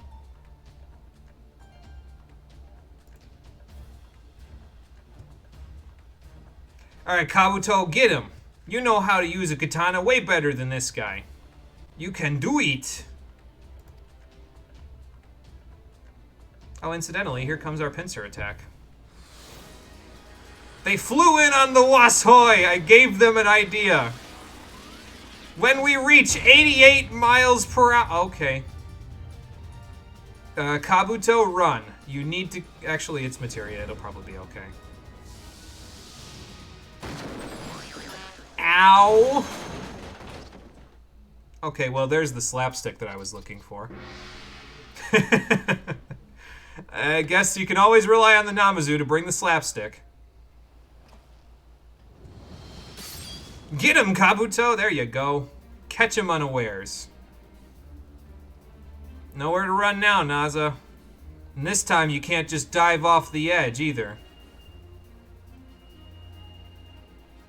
Oh, they're on the way. You better be careful, Kageyama. You might not be able to get out of jail this time. And where do you think you're going? How do you think you're gonna swim with that cut? The shark will make mince of you. Okay, bye. I guess the shark will make mince of him. I'm glad I wasn't wearing a skirt just there, because that would have been a weird camera angle. Oh, okay, he's in a boat. Still, he's got a cut, and I don't know that he healed it, so, Megalodon, whenever you're ready.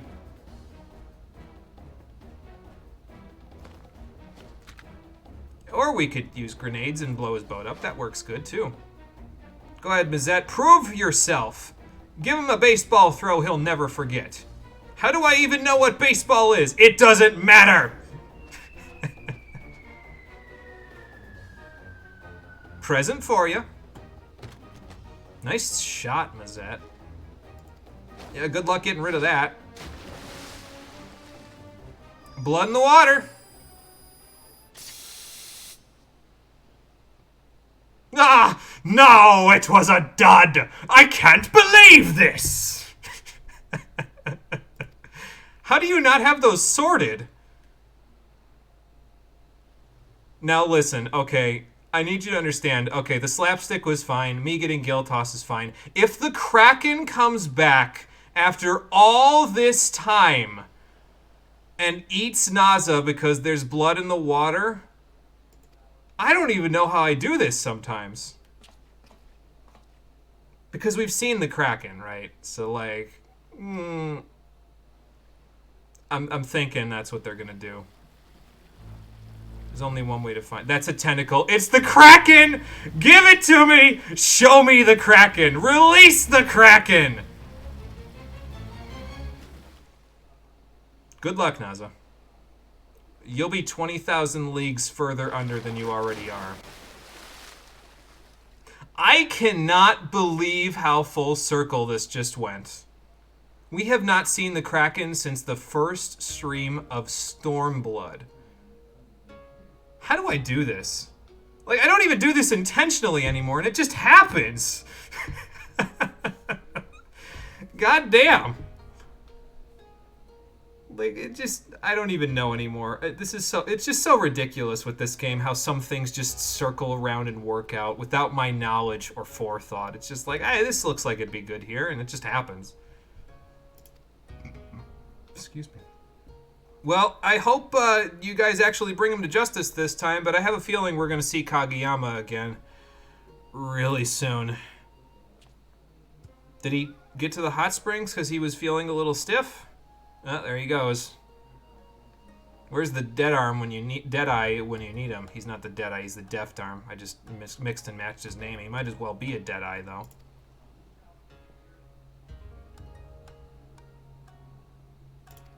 Yeah, make sure all these guys get in the hot springs because they could probably use the dip.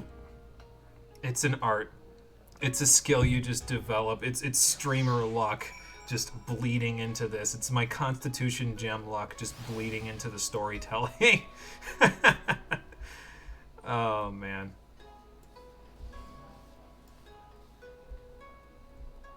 It says there's a dock over here that I can get down. I guess it's right there. Well, down I go if I can get off the Kuroboro Maru here. I don't know if I can. I don't know if this is...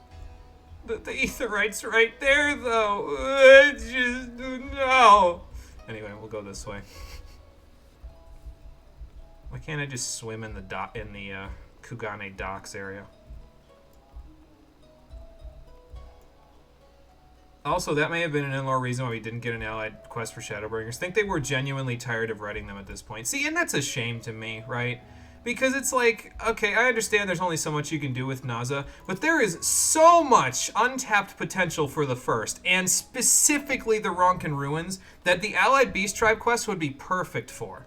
You know what? I think before all of this is over, I'm going to go on the Final Fantasy XIV forums, and I'm just going to post my entire storyboard for the Shadowbringers Allied Beast Tribe quest. I don't give a fuck if anybody sees them. I'm gonna post them just to be like, no, this is what you should have done. If you want to hire me or pay me a stipend for it, that's fine, but put it in the fucking game. I will come back for one stream to play these if you literally put this into the game.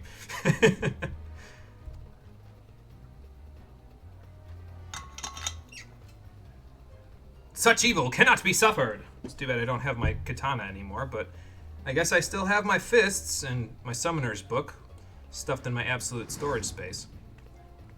Enemy sighted!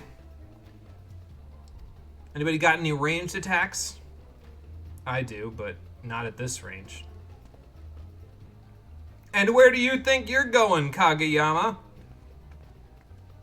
Yojimbo can't save you at this point. Oh, good lord. I'll tell you what can save you, that one money trick from Yakuza 0 that I never used. Because I enjoyed the fighting so much. Guys, that is not real money, that is gilded. It's gilded toss. Why didn't we just walk around them? Where's the Kraken again? We need him to drag this guy into the abyss. Okay, Alpa, you do this then. Actually, she's got a plan for that money. You haven't seen a goldsmith at work until now, Kageyama. Because she's a real goldsmith, not like that amateur shit me and Godbert do. Because she can turn this shit into whatever she wants.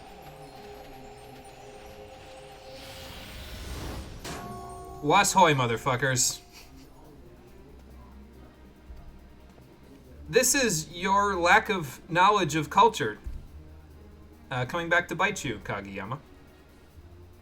Because she's sick of everybody calling her a fish. Oh, or that. That's fine too. You can take it home with you when you're done. I did like they're just like SpongeBob's townspeople now. Just, man, I don't even like fish. Just walking away in the background. Ready to give up yet, Kageyama? Because all your tricks have been for naught, and running doesn't seem to be getting you anywhere.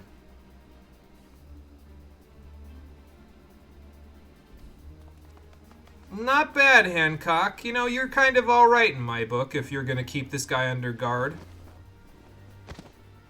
The only thing you'll be consuming anytime soon is gruel, Kageyama. Because they're about to stick yo ass in prison. Yeah, we can let the Sekisei handle this after this. They've got nothing better to do, so let's just go let everybody else know that we're all good to go, and now we can all enjoy the hot springs together.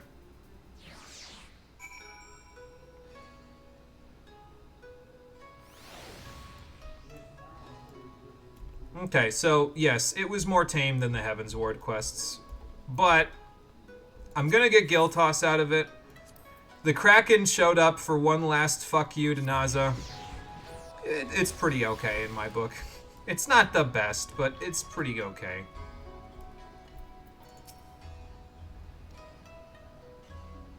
Oh, okay, well that's good. I mean, I expected the Namazu to be okay. They've done worse than that recently, so... And that's true, that the mineral water will help their bodies, so let's go to the hot springs, shall we? Probably not going to be as good of a potential thumbnail this time, but I kind of have to give the thumbnail to Gaius and probably Allie in this one. I don't think I have a choice, so... Because that was kind of too important to not make the thumbnail. Like, this is just silliness, you know, so... Yeah, sorry, this all kind of turned into a mess after a while.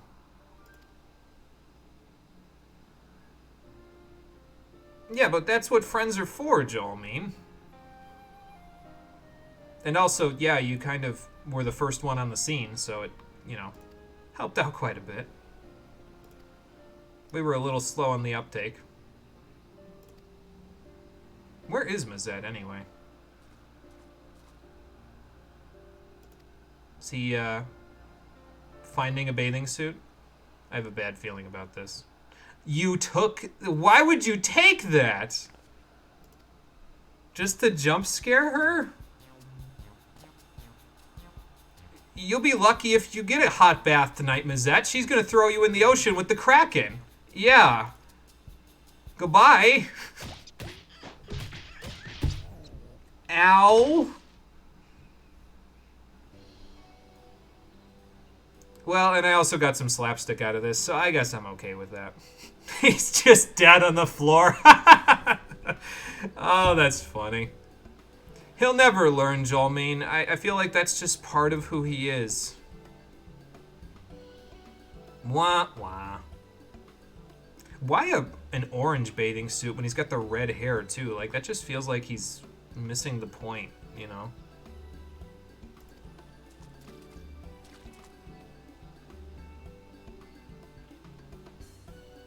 Yeah, I suppose that would help a little bit. And it's a good thing that they stuffed it full again, too, because they haven't flown that Mikoshi since I was flying it around for their quests. Well, I'm glad everybody gets to enjoy the hot springs together. I don't know how well Kabuto feels about it, because he's used to the cold ocean, but, you know.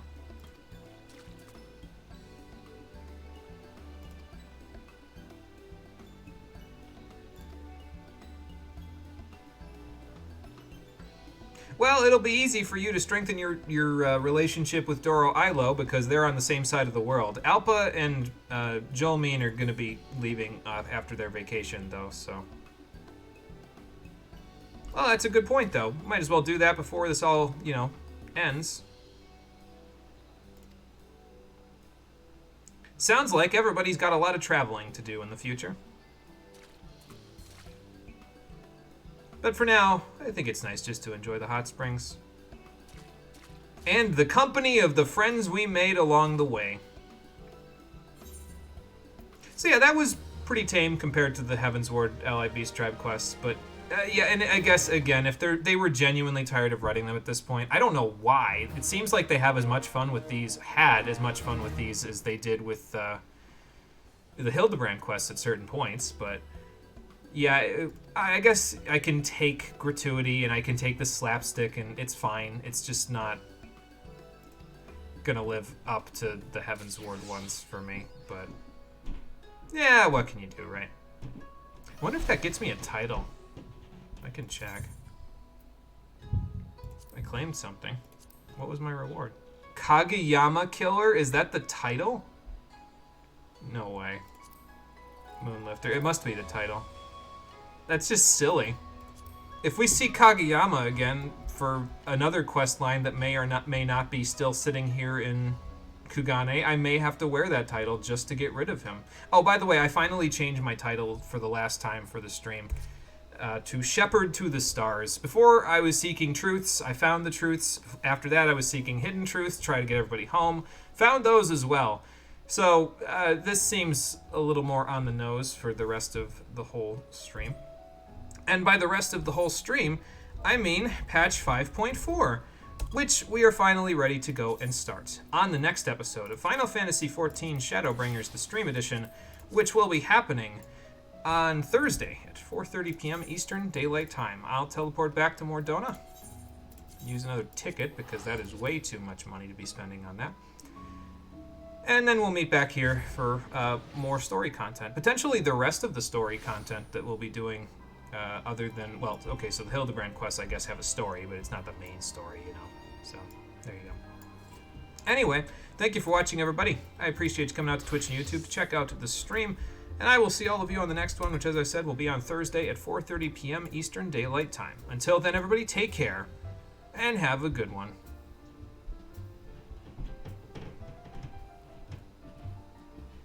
Yeah, I just don't think that they could ever top Super Saiyan Blue from me. At the very least, though, I can do this now. I don't know how everybody here is going to feel about it, but have some coin, everybody. Was hoy and all that.